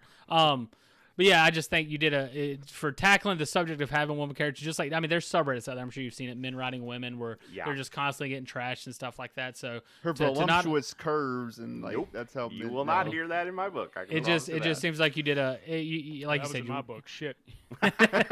He said, should I not say that about them? Now, as we're talking about things, there was something you said about a specific thing that somebody was doing, and you referred to them putting a dirty ass mouthpiece in their mouth. Oh yeah, this is one of the questions. So what is it? Is that off a personal experience? Is that okay? So yes, he's like my daughter said it 100%. Well, they most of them did make a little bit of a note of that. I actually originally had it so that well, okay, there's a lot of things. Number one, McFadden's name used to be Greg. McFadden's name was originally Greg. And he was like smoking like a chimney, and Chuck didn't like smoking, was just kind of the thing. And there was like a whole backstory to it about her mom and some other stuff. I cut all that crap because it made no sense. But I still like the idea of like somebody that vapes and like people get offended by it just for no reason. And so she really doesn't. It's not something specific. She just is like, oh, that's so unsanitary. And it's, I mean, Yeah, it's totally unreasonable. But it's you just had to one of those find things. one reason, like the only reason, because most of the time, anytime I ever vape around people, they're like, man, that smells really good. I never really hear like, licorice. You putting that in your mouth? But yeah, so it's I number one, I want to applaud you for not only taking the easy route of smoking to actually think modern times throwing vaping, and it threw me off. I'm like, at first I was like, why would he have a guy vaping? That's so weird. The guy put it in his pocket, and I'm trying to visualize this, and it's so foreign. I vape every day, but it's so foreign to me to read or see that in a movie like that, and it didn't come off as cliche and obvious, like, look how cool and hip we are. Like, he was just casually vaping. That's what he's doing. And she made her personal comments about it. I didn't know if it came from a place of personal experience or not, but I think you did a good job. And I see what you're saying, where you wanted to think of a reason why the character would dislike it, and that's the best you could come up with. Or you're just hiding it from us because you think we're all disgusting. No. Well, no, I mean, and the thing about it is, like, people, like, I hear you, all Devin. of us sitting here, Devin, you've got stuff in your brain that you probably hate. Well, not hate, but like, you know, Matt that and Tommy. you go out into public and you're like, oh, darn, man, I see that dude walking down the street doing something stupid and I hate it, right? But you're never Matt gonna say and it. Tommy, yeah. He said, that's why I moved away. That's why I moved away. But no, I mean, so yeah, there's personal. Everybody has like a personal, like you've got personal tics, right? You got personal things that you just kind of don't like, yeah. and that just happened to be the one. And I actually got beta reader comments. One of the beta readers actually said, "I have no idea why she hates vaping so much, but I guess it's okay." Does it happen throughout, or is it just that moment? We can only do No, what Devin she is meant. small Well, does. it used to be. So though, here's another little bit of inside English here or whatever. There was a scene previously where Chuck caught Tillman vaping.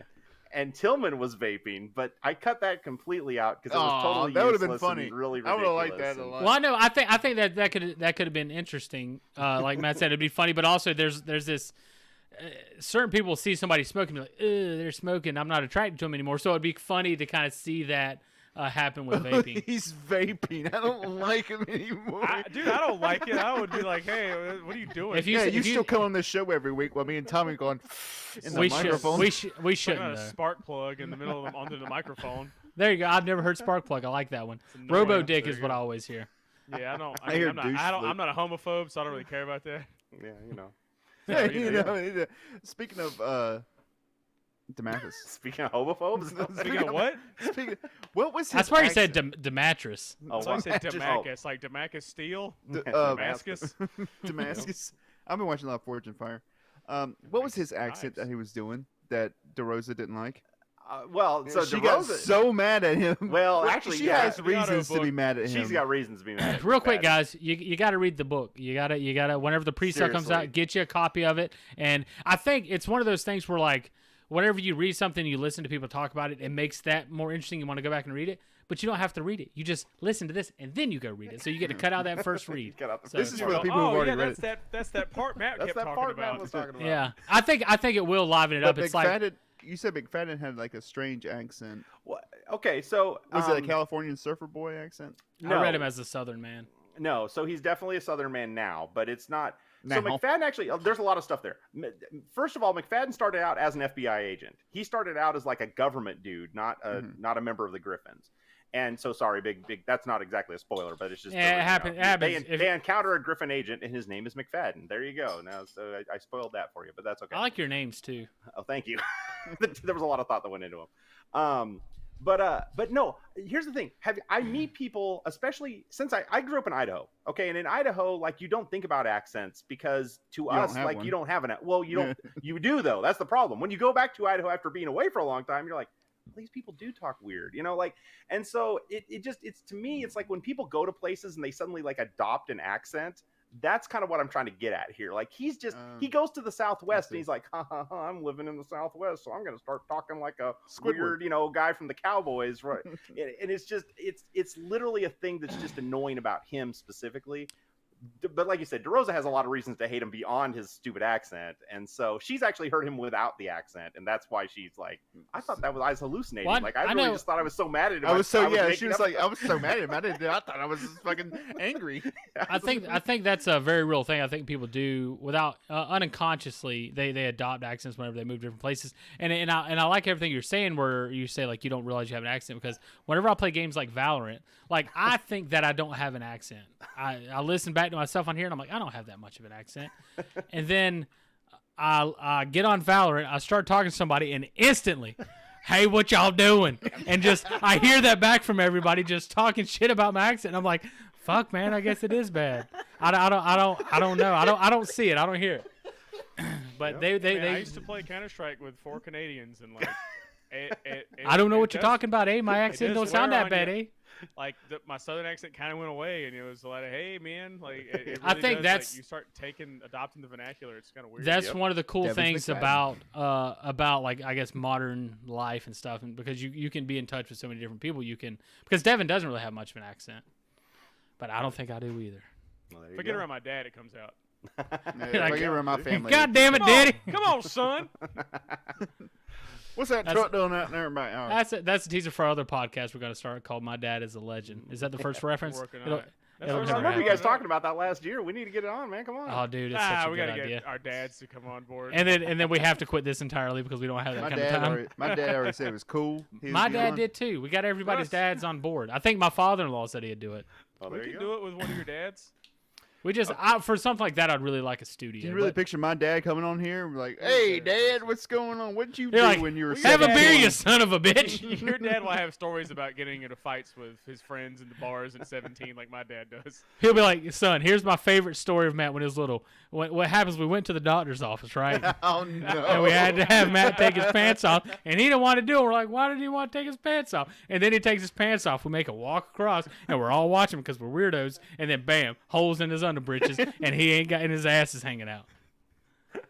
I've You can heard go that watch story the- twice now. I've heard that Spoiler story alert. twice now. So yeah. You can go to the Jesus. military episode, and no, it's one of the Beers and Buds. It with was. Beers and Joseph. Buds when my brother was on. Yeah, Joseph's he loves great. telling that story. I love Okay, hearing Matt. it. What other questions you got for me, man? Because I know Okay. I don't Give want me to questions run about out of how- time, but How much you love his. We characters. got, yeah, I guess we are close to time, but we got as much time as we need at the same time. okay. Well, hey, you got me all night, so whatever you guys want. So that's cool. We're playing Magic. Here we go. Matt, you got a We're question? gonna play Magic. So the ending. Now I like Tell the us ending. what it is. I really like the ending. No spoilers. Let's talk about the ending. Did you just say I really like the ending? Like I you really can like the talk about ending, it? but you've been hinting at the alternate ending all night, and I want to hear it. Good Okay, point. so we cannot. Now- Yeah, I don't want to spoil the actual Why would he? ending. Don't So, spoil no, the it's fine. alternate ending either. Would Yeah. it give anything away? No, not really. Not really. Okay. We'll do that about a year out. We'll do Yeah, that that's next fine. year. I would love to sit down with my original draft sometime with you guys and just read some of the crap that used to be in there because it's pretty bad. I was gonna ask. Here's the what are some thing. things that So you so let changed? me just paint the picture real quick. I apologize. This is gonna take a couple minutes, but let me just paint the picture. When I wrote this book, my original thought was to have a trilogy and literally to have a character in each based off one of my daughters, basically. Okay, so that was kind of the crux of making this happen. So my very original ending, my real original ending was Chuck dies at the end. Okay, now. Oh no! But now we know Chuck- she doesn't.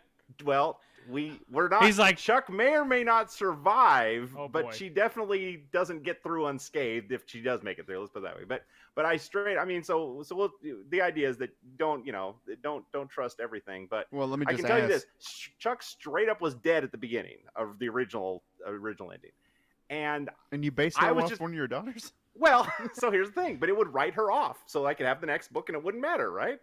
And so the inside English here is that number one, Chuck is not any longer really strictly based on any of my daughters. None of them are really anymore, the characters. But Chuck, there's a character later on named Voss that you encounter, and another character you encounter later on named Melody, and all of them have kind of like influences from my daughters. Okay, so they're kind of the characters that I kind of took bits and pieces from.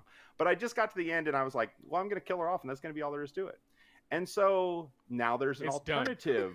There's an alternative, but it can be just as bad as dying. You'll learn there's things that aren't just as easy as you die in this book Yeah. anymore. You It's know, like there your can be friends- some So- things that are friends fates from high that school, are middle worse school than for death. 20 So here's what I'm hearing is you base the main character off one of your daughters, and you killed them. Then you But killed then them. you changed the character what wasn't like your daughter anymore, and you no longer wanted to kill the character. So what you're literally hearing is that I obviously love my fictional characters more than my own family. There you go. No, I'm that's not. what I didn't. that's I not what wasn't we're saying that. That's not what we're saying. That's what the book you wrote is saying. Yeah, So, no. I Sorry, would girls. I would ask that. Yeah, Chuck- they're both girl dads as well. Yeah, so far. So I would ask, would Chuck died in that confrontation at the end? Well, who knows? Well, no. I He's was saying asking your it- alternate that's- ending. He told us so to in give my it away. no, I'm glad because- Matt sent the message that we shouldn't spoil anything. Well, I that know, was I'm good. that's not all he wants spoiling to do. anything. I get the avenue you're taking, but you're still treading in You rocky are. waters. Rocky Waters. No, I had her death fun would have been a questions to surprise. ask. Her death All would right, have been a ask your surprise, fun so- questions. Ask your Eh, fun. Okay. I wanted to ask you about pseudonyms. Okay. Have you ever considered? I know Matt wrote under a pseudonym for a while, right, Matt? Okay. Yeah. Is that Parker anything you Madison ever Whitfield. considered? Because like I like my. Of course, this isn't very anonymous, but I do like my anonymity, and like it's. To me, I would rather write under a pseudonym just so. I don't know. I Well, That's, you know- that's a What? stupid fucking thing to do. Why are you got to do anything unless you're gonna get famous off No, of it? well, no, that's a good question. Legitimately, a lot of people. I was shocked at how many people use pseudonyms. I'll be honest with you. Like when I actually started like learning, like encountering authors, I was stunned at how many of them don't use their real name. I was like, wait, what? Like, I mean, you wrote the freaking book. Wouldn't you want credit? Maybe I'll if be it honest. bombs, Well, new pseudonym. yeah, you know, That guy was crap. You for believe that?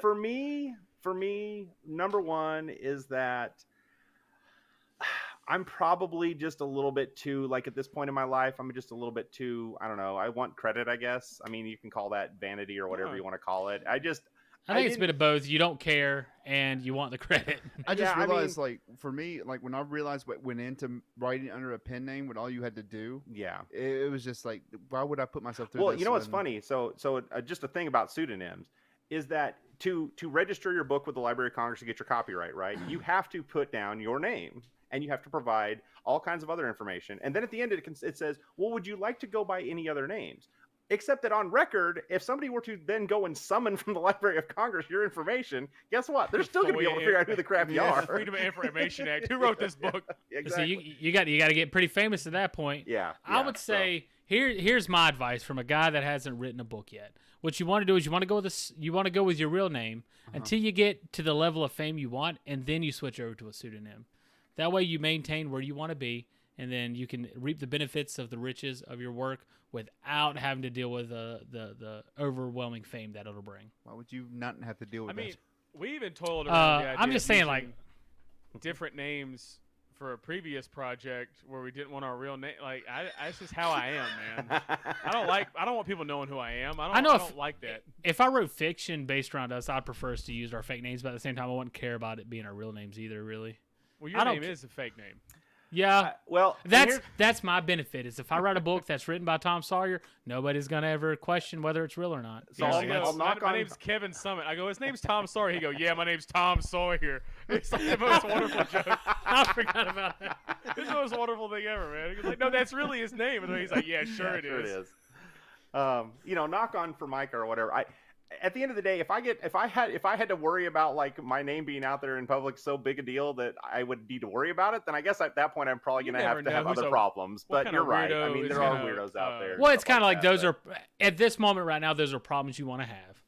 You don't know who's going to Rupert Pupkin you from Well, a comedian. you and know, there's weird stuff. You're absolutely You don't right. you don't know when there's going to be a Will Smith walking on stage swinging. I- Oh arms my at God. you. When Very you started possible. talking Men in Black, I was immediately going to bring that up, but I didn't do it. What you mentioned your favorite, like you mentioned, like you could have written something better. Is there like a series that you like a lot that you read? You, Well, that you I talk mean- with your hands with. We're Yeah, gonna turn. We're I gonna. do talk. There with Hey, my you're hands, supposed series too. of books here. Would you pick one? We're gonna turn Devin into a writer. Well, okay, so the first like Asking big books that I read, my dad gave me The Hobbit when I was, you know, really young, and these he's boys like, love "Hey, The this is my Hobbit, good favorite, this is God." my stuff."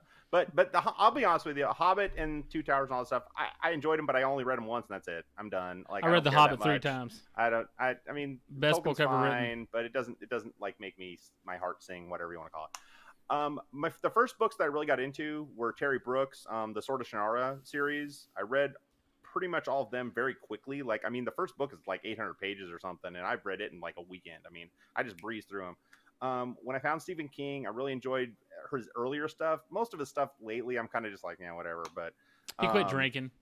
yeah, that might be it. If he was still doing cocaine, He's I really might be more delved interested. into some Yeah. politics too. Yeah, he's You really know, into all books. that Twitter and looking like a lesbian. I can't now. wait till you get famous so I can see what your beliefs are. There you go. Did you ever But, read? Did you ever read any of those books and think like I could write this better? Because I think Tommy feels that way about a lot of stuff. Yeah, I do. Okay, I so just don't first have. He and feels foremost, about no. that way, but my stuff, he's like, I can do feel this that about better. it. I'm better than everybody. The only problem is I just don't actually do the work. So Well, I okay, can't so really benefit. So let me tell I'm you this: lazy too. when I was so after reading some early fantasy, and I played Dungeons and Dragons, that was probably the biggest problem with me. Is that, Nerd. or not problem, but yeah, the biggest thing about me is that the thing that got me going on storytelling is that I became a dungeon master. I had to like make stories, right? So I used to like go out when I was a kid and like be mowing lawns on the weekends, and I'd be writing adventures in my head like the whole time. Like that was just there's always this constant like monologue going on in my head. That's awesome. I'm Yeah, glad to And hear so you know now I have an outlet for that finally. that. Did you do that as well, Matt? Well, yeah, when I was cutting grass, I don't know if doing we ever landscaping, talked about that. It's Yeah. just it's so cool because that's something, and this is why I like manual I should- labor, it just because your body's moving and you don't have to think, so you're never just thinking. I never did any manual labor. I never did any manual. I did a majority of the world building in one of my fantasy worlds that I've never really written anything in other than like some details. That was completely. I was working in an assembly line at a plant, and that is where literally like after a week of working, you just have 12 hours a night. You know, you got plenty of time to grind some stuff out. But it's the reason I want to do this show is because I don't think I'm good at a lot of things. I don't think I have a proficiency in much stuff, and I'm not saying I'm even proficiency in story creation. But something I've done, like when I was a kid, I would write fan fiction. Didn't realize it was fan fiction at the time. I'd write fan fiction, draw, and all this stuff. I should have became a comic book writer, or I should have became a cartoonist. I just didn't follow that path hard enough like I should have. But something I've always maintained is just coming up with stories. I have a drive full of random ideas and thoughts I send to these guys, and they ignore them because I don't. Why wouldn't they? And I've just always done this, and I like what I would do is I would play a game like Halo, and I'd be like, I wonder what fantasy futuristic world I would come up with, and I would come up with one, and I'm like, this is way better than theirs.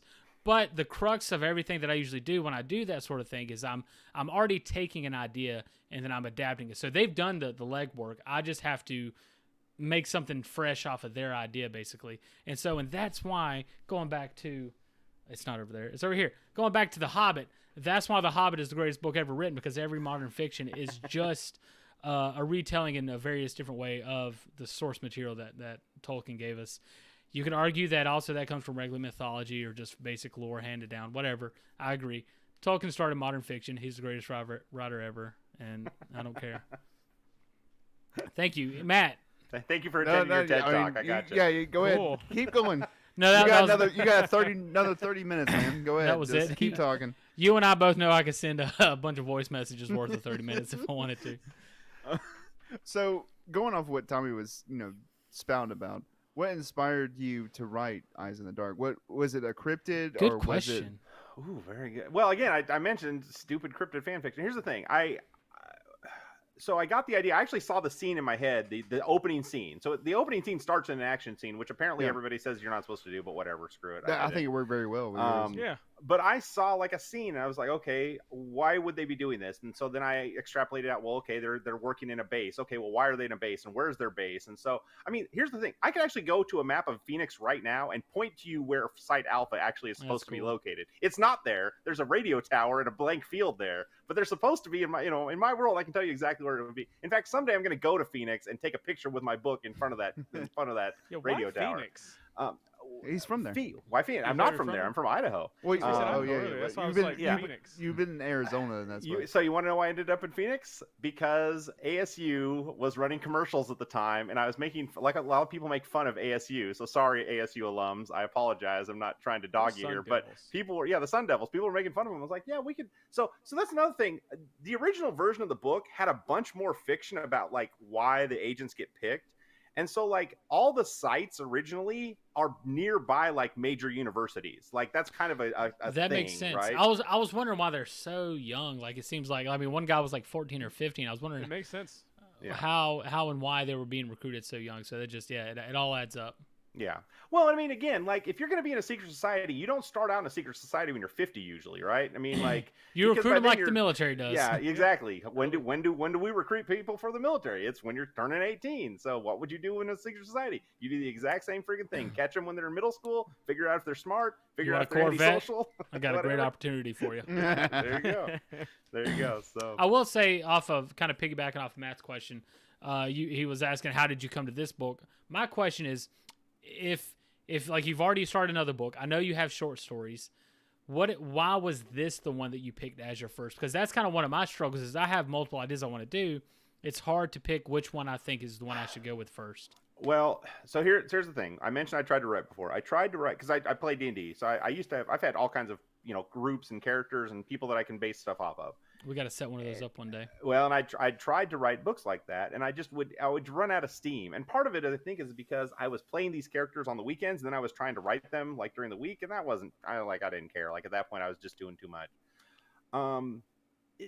It's kind of it's partly because my kids were there and pushing me along, and my wife was being nice and pushing me along, and I mean, it's she could have told me I was being an idiot. She supported me. They all supported me, and it kind of helped me get over that hump. He's like, to my surprise, everybody thought what I was doing was right for the first time, so I decided to go with it.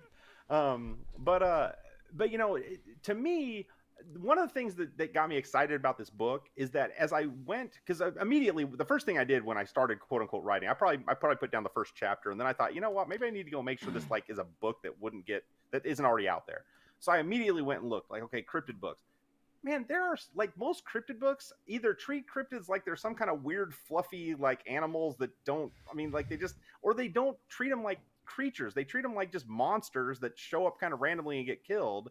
And it's like, I didn't see that really being the case here. Like, I like the idea of a world where there's, like, mysterious monsters out there, and I don't have to deal with them, but somebody else does, and they take care of them, Like, and yeah. The way you did Sasquatches are just it was great. I know there was a scene where like somebody King Kong, man.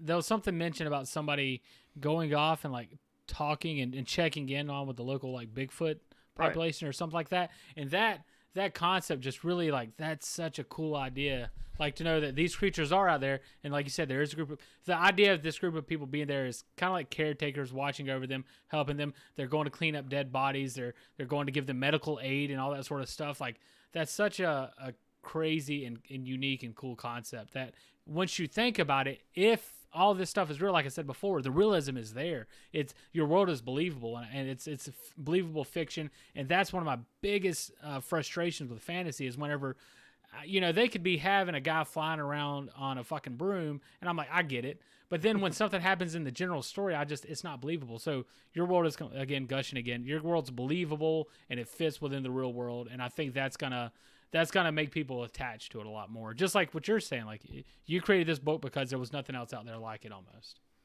Okay, so I got one more question.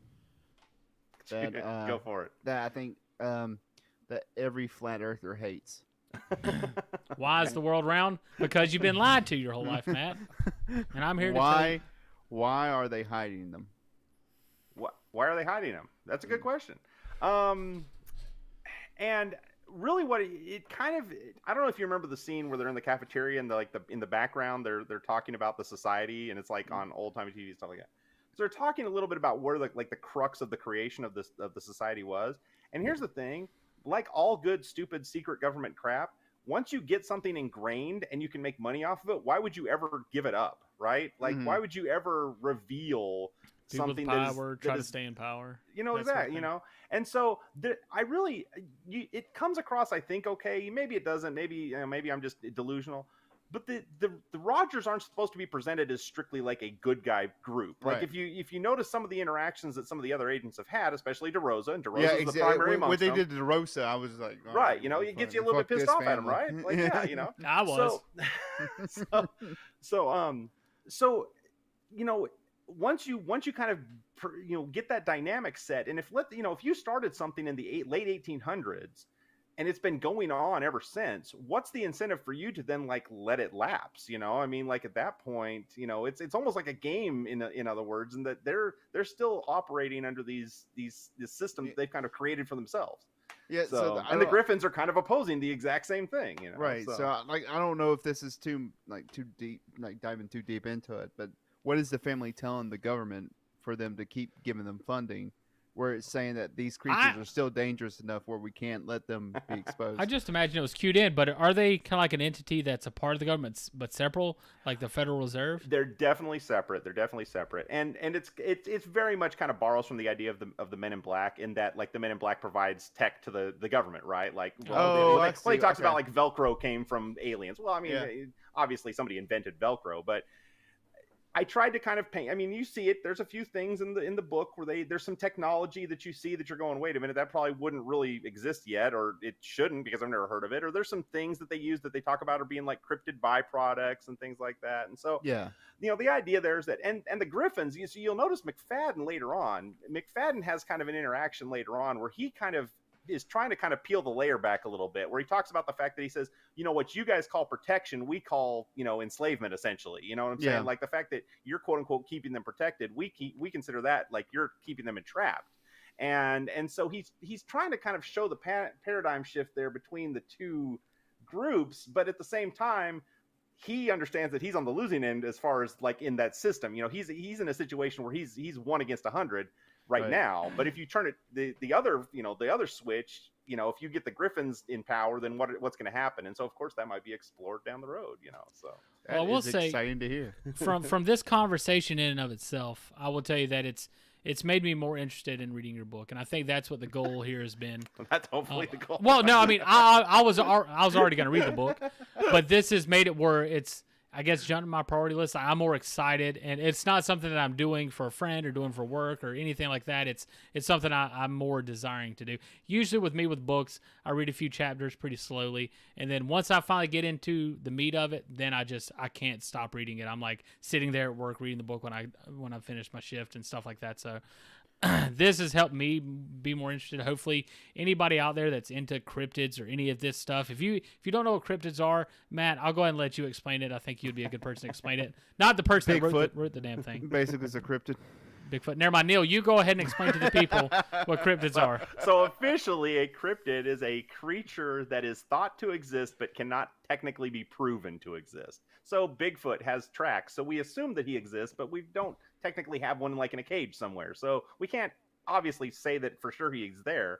Loch Ness Monster, things like that. Those are cryptids. Well, gorillas were cryptids for a while. Well, I mean, the funny thing is, and because of stuff like that makes cryptids a more legitimate thing. I was gonna say we're literally like a couple weeks ago, I'm sure, like within the last 2 weeks, what did they discover? 50,000 new species or something? I mean, like they're all the time discovering something that's different, something evolutionary, something whatever. And again, one of the cryptids in there, it talks about some of the evolution of these things. You know what I'm saying? And kind of, you might remember that. So like when I started being that pantser thing, when I started and I had basically a few chapters together, at some point, Devin, kind of reference back to you, the place where it started to bog down for me initially was trying to like get the lore together, because at some point you have to kind of get that lore consistent. Otherwise, what you're going forward with is going to be just too jumbled to really recover. Mm-hmm. And so probably chapter 7 or 8, in fact, chapter 7 and 8 completely got, the old chapter 7 and 8, I think, are completely removed now. I was kind of struggling. Like I was trying to put too much exposition down. I was trying to do too much tell and not show.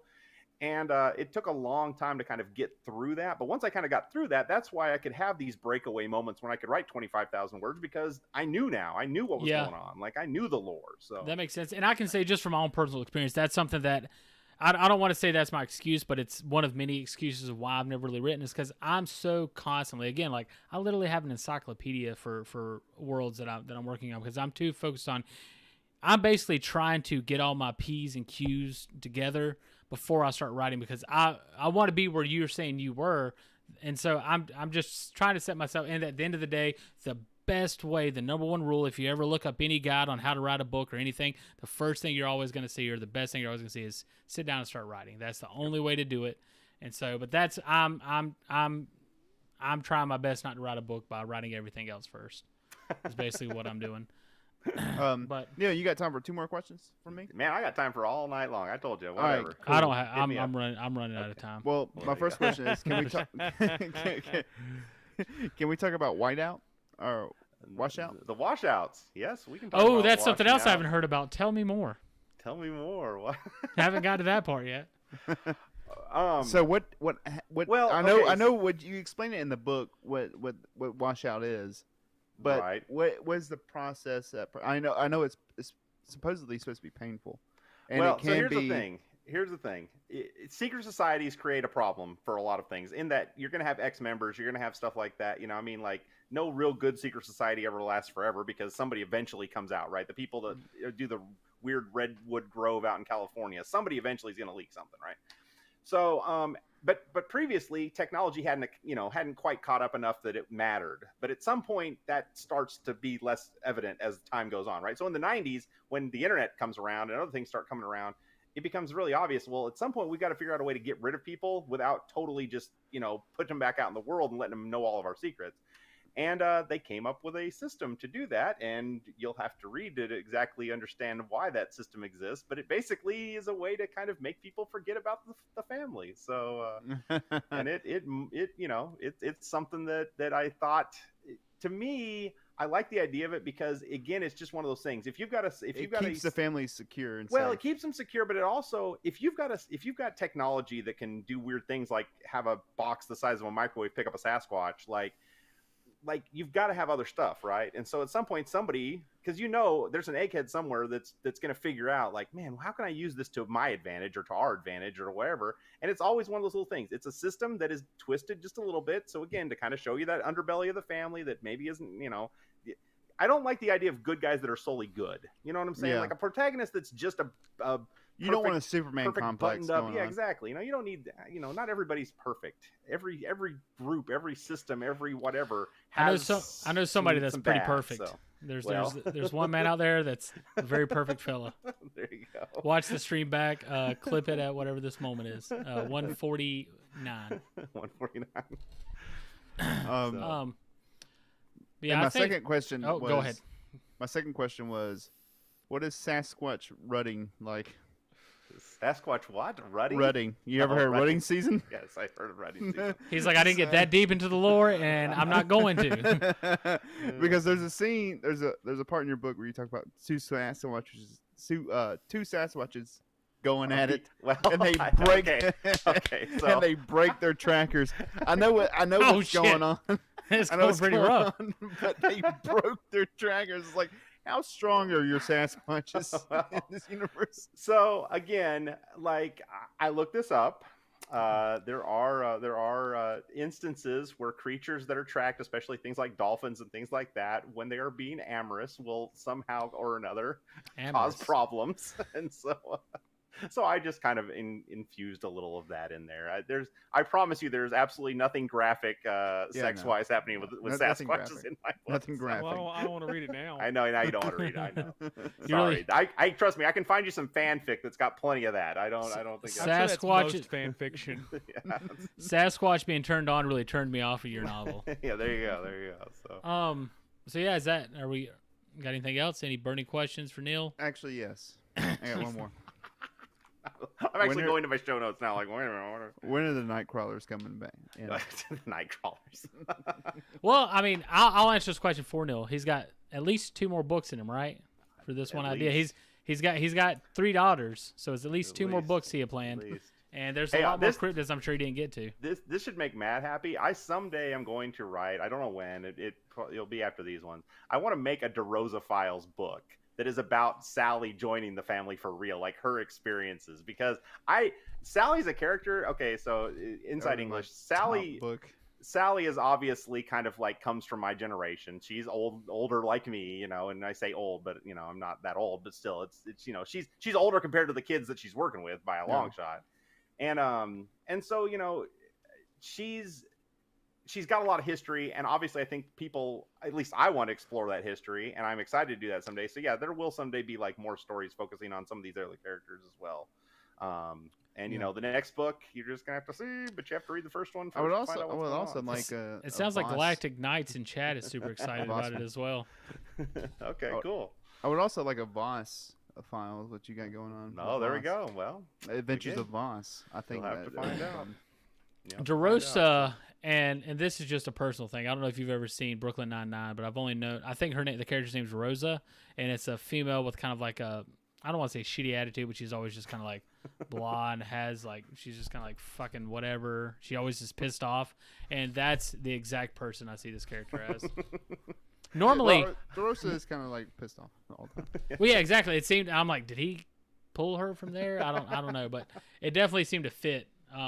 So I went with it, and I think Rosa is actually, she's Hispanic, and DeRosa sounds like a Hispanic name, so it all kind of fit there.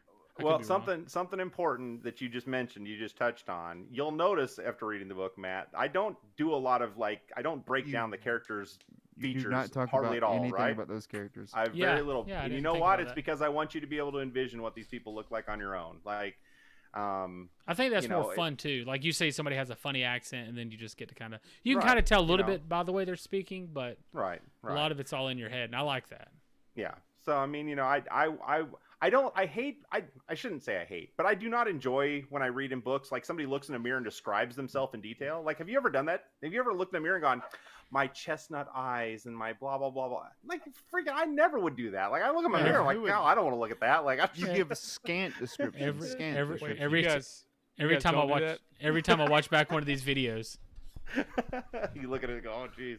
it's Yeah. So to me, it's more important that, you know, if because people are going to read this, hopefully, in my heart of hearts, I hope somebody's going to read this and like see somebody like that they relate to in this book. And it doesn't need to be that person looks the way I determined they looked. It needs to be that they envision them the way they determined them to look. So anyway, yeah. that's I something to me, think so. that's more fun, and like it happened. You could describe the person to a T, and then the adaptation into a movie or whatever happens. Somebody's gonna make a movie out of it, and then everybody's gonna see these characters, be like, "That's not how I saw them looking." So it's always Well, gonna happen. But You know something funny? I pictured DeRosa as Betty White with a shaved head. and There you go. There you go. Now, you know what's very something funny, very though? different from me. Very early in my writing time, like after writing the book, I just finished writing the book, and I've probably been on Twitter for a couple months.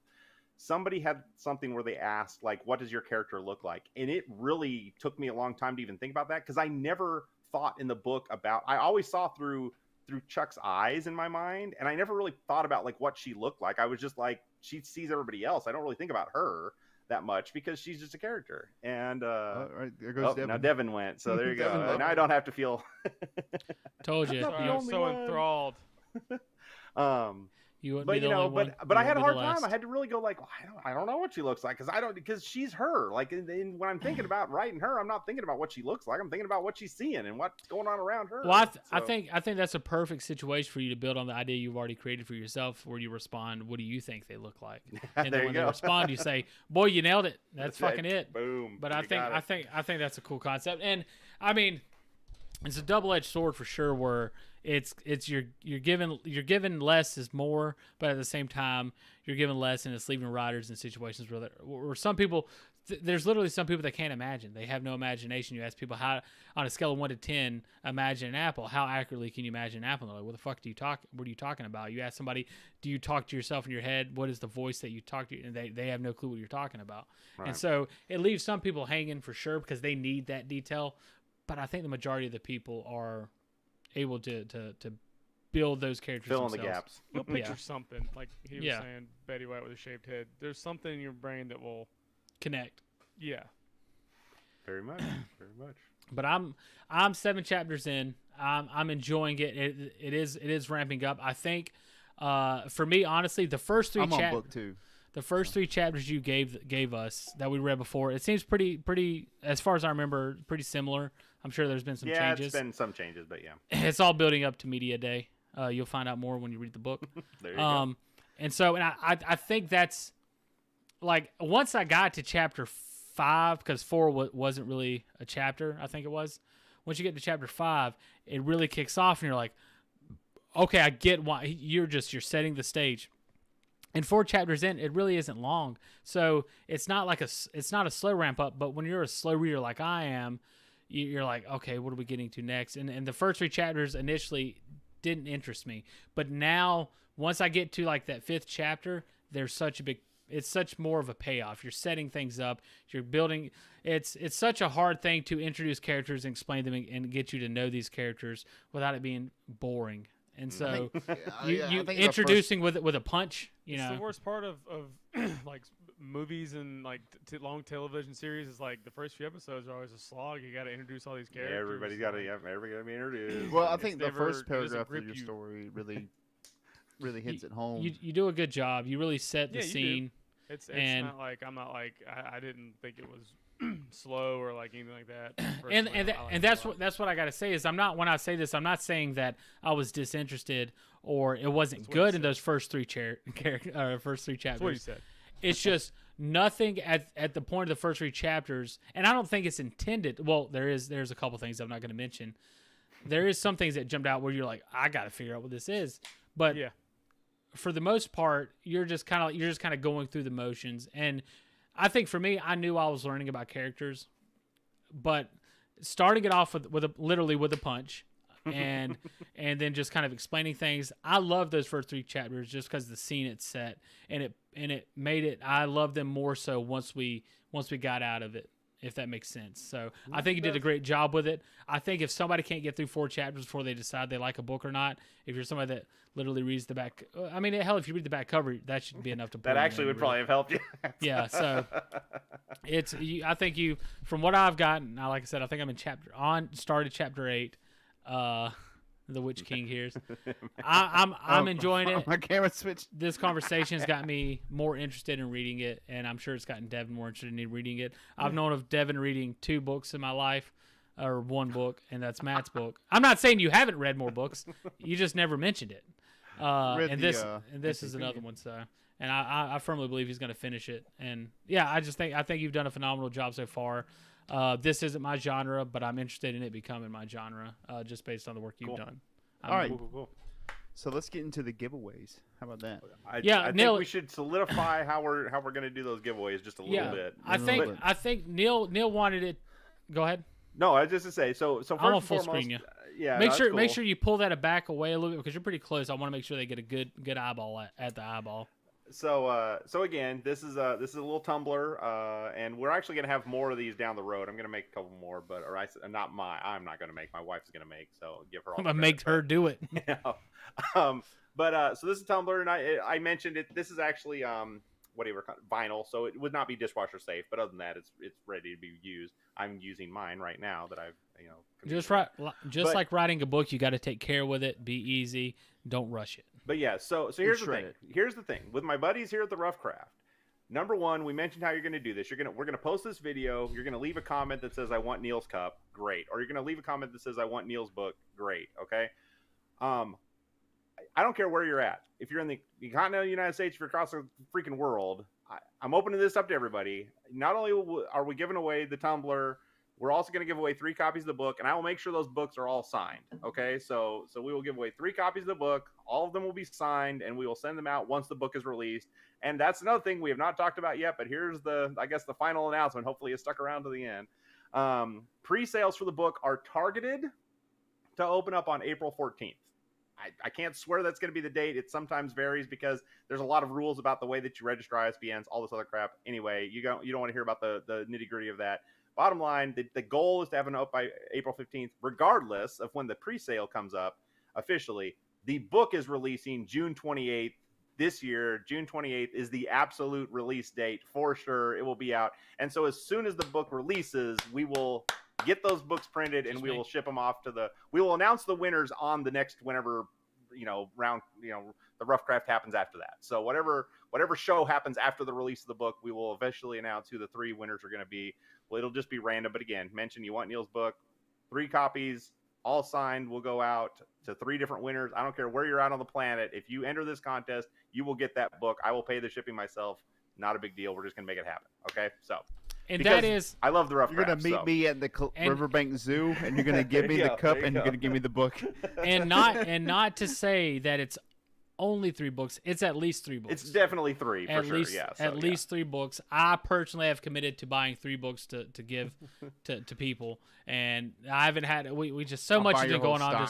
Okay, we're giving the whole stock away. No. You're made man. We're giving it away. We're just giving this away. But we're gonna at least do 3. because there's 3 members here, and if they won't buy one, these guys that have more money than me, then I will definitely buy 3 at least. It's not a big deal. Do you have any idea on our price point yet? You don't have to discuss that if you don't. Yeah, want so to. actually you do. Guess what? When you register your ISBN, you have to register a price point if you want to have barcodes to put in stores. Oh, so that's nuts. right now, yeah, it's nuts. It's pretty bizarre. So right now, the ebook, well, actually, the ebook doesn't have a price because that's up to Amazon slightly, and so I don't know the ebook price yet. It'll probably be in the $5-ish range for ebook because they don't care. Really? They don't have to print it. Yeah, they don't have to print it, so it's not really a big deal. I mean, they basically give you a portion of whatever they sell, and they don't care. That's something else as well, real quick. Make sure Yes. you specify how you would like. Would you? Yes, that's true. Well, Well, I mean, we these get would those details later. Yeah, If these you are going to be paperback. If you want an ebook, fine. I can't sign the ebook, sorry, but if you want an Yeah. ebook, that's fine. But if I won't argue. You with can send but- them an NTF. if you NFT, Yeah, NFT, you dumb son of a bitch. Now the way, so just comment you want a book. We'll get in touch with you through your YouTube channel. So make sure we can get in touch with you through your Yeah, YouTube make sure you channel, got a 'cause- good email address. that we Or can get to you. shit, if you can follow the Rough Crafts, if you can follow the Rough Craft or Neal, I'm sure Neal can make it happen. Follow any of our social media down there.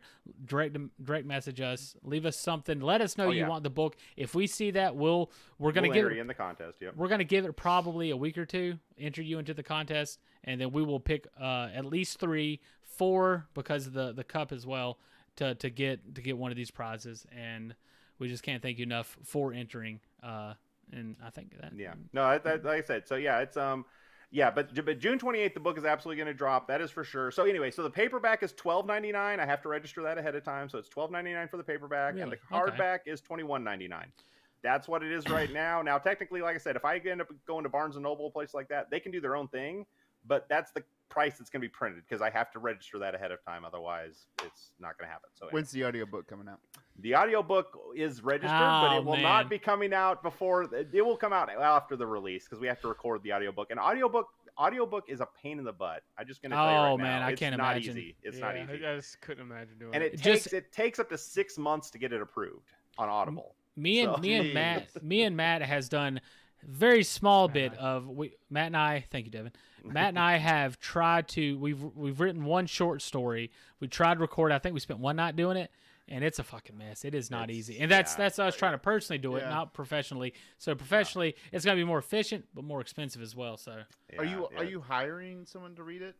Well, I have a couple of options. We're actually going to try to do it in house if we can, but if it fails miserably for some reason, I do have somebody that I know that does audiobooks. And Morgan so, Freeman.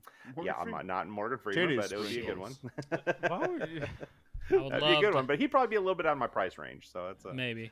yeah. So Maybe. so anyway, yeah. So there's so She punched Greg in the nose.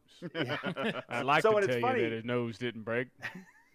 But each of those, so because I want to have my book available in 4 types of media, that requires, like I said, 4 ISBNs. Each of those individual things has a different ISBN, a different identifier for the different styles. So, but yeah, so but yeah, it'll all be available on Amazon, Ingram Spark. Once everything's live, you'll be able to pre-order on both Amazon and Ingram Spark.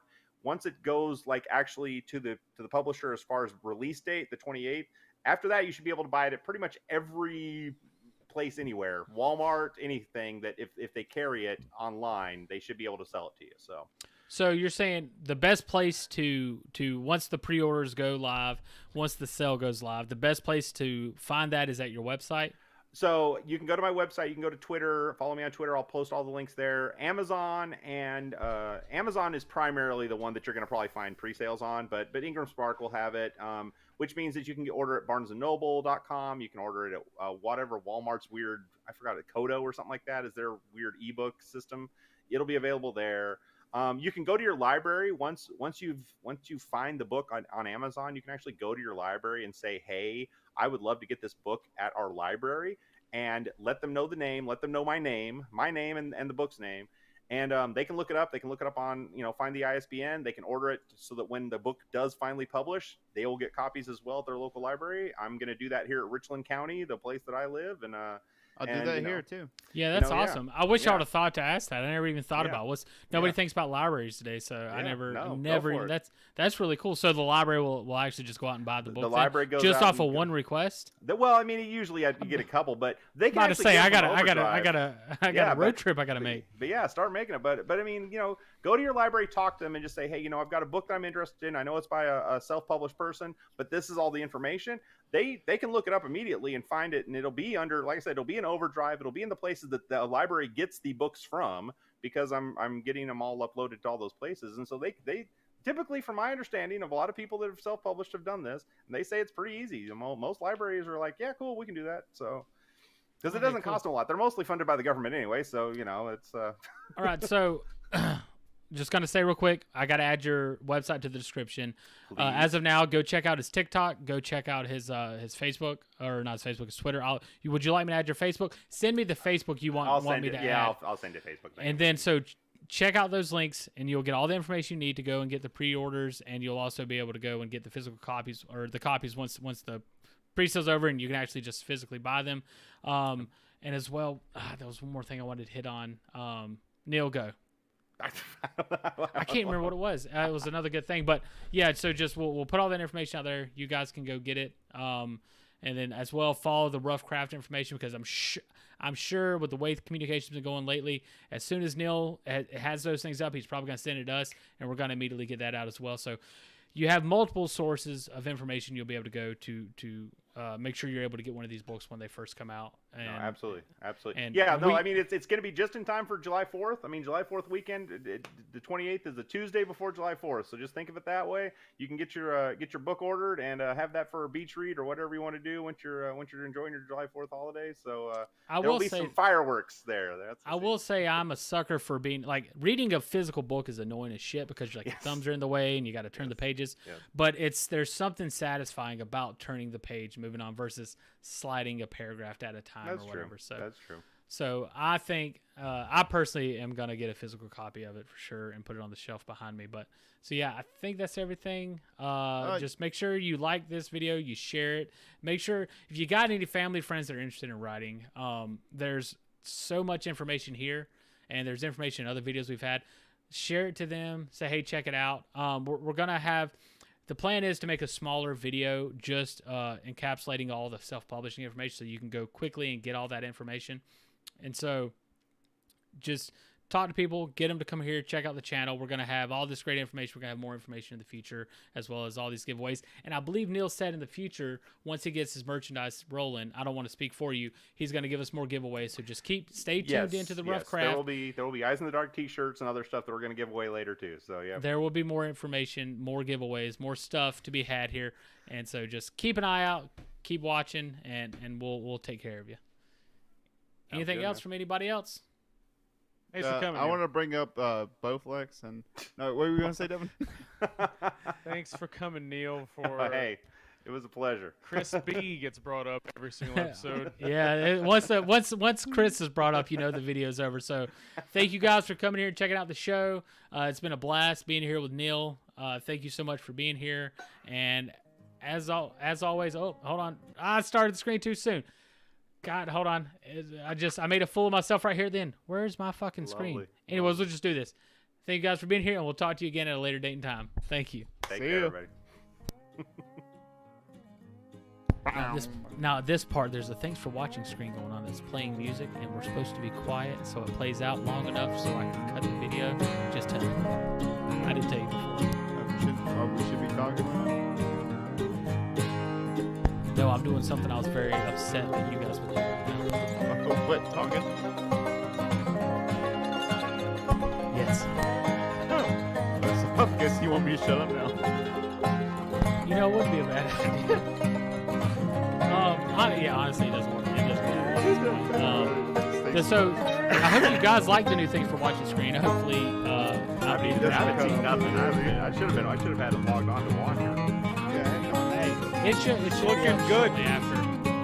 Good God. So the problem is so people listening, if they can still hear this, the problem is whenever we do these shows, I hit in the stream whenever I in the stream, and then there's like a 15 to 30 second delay, and it cuts that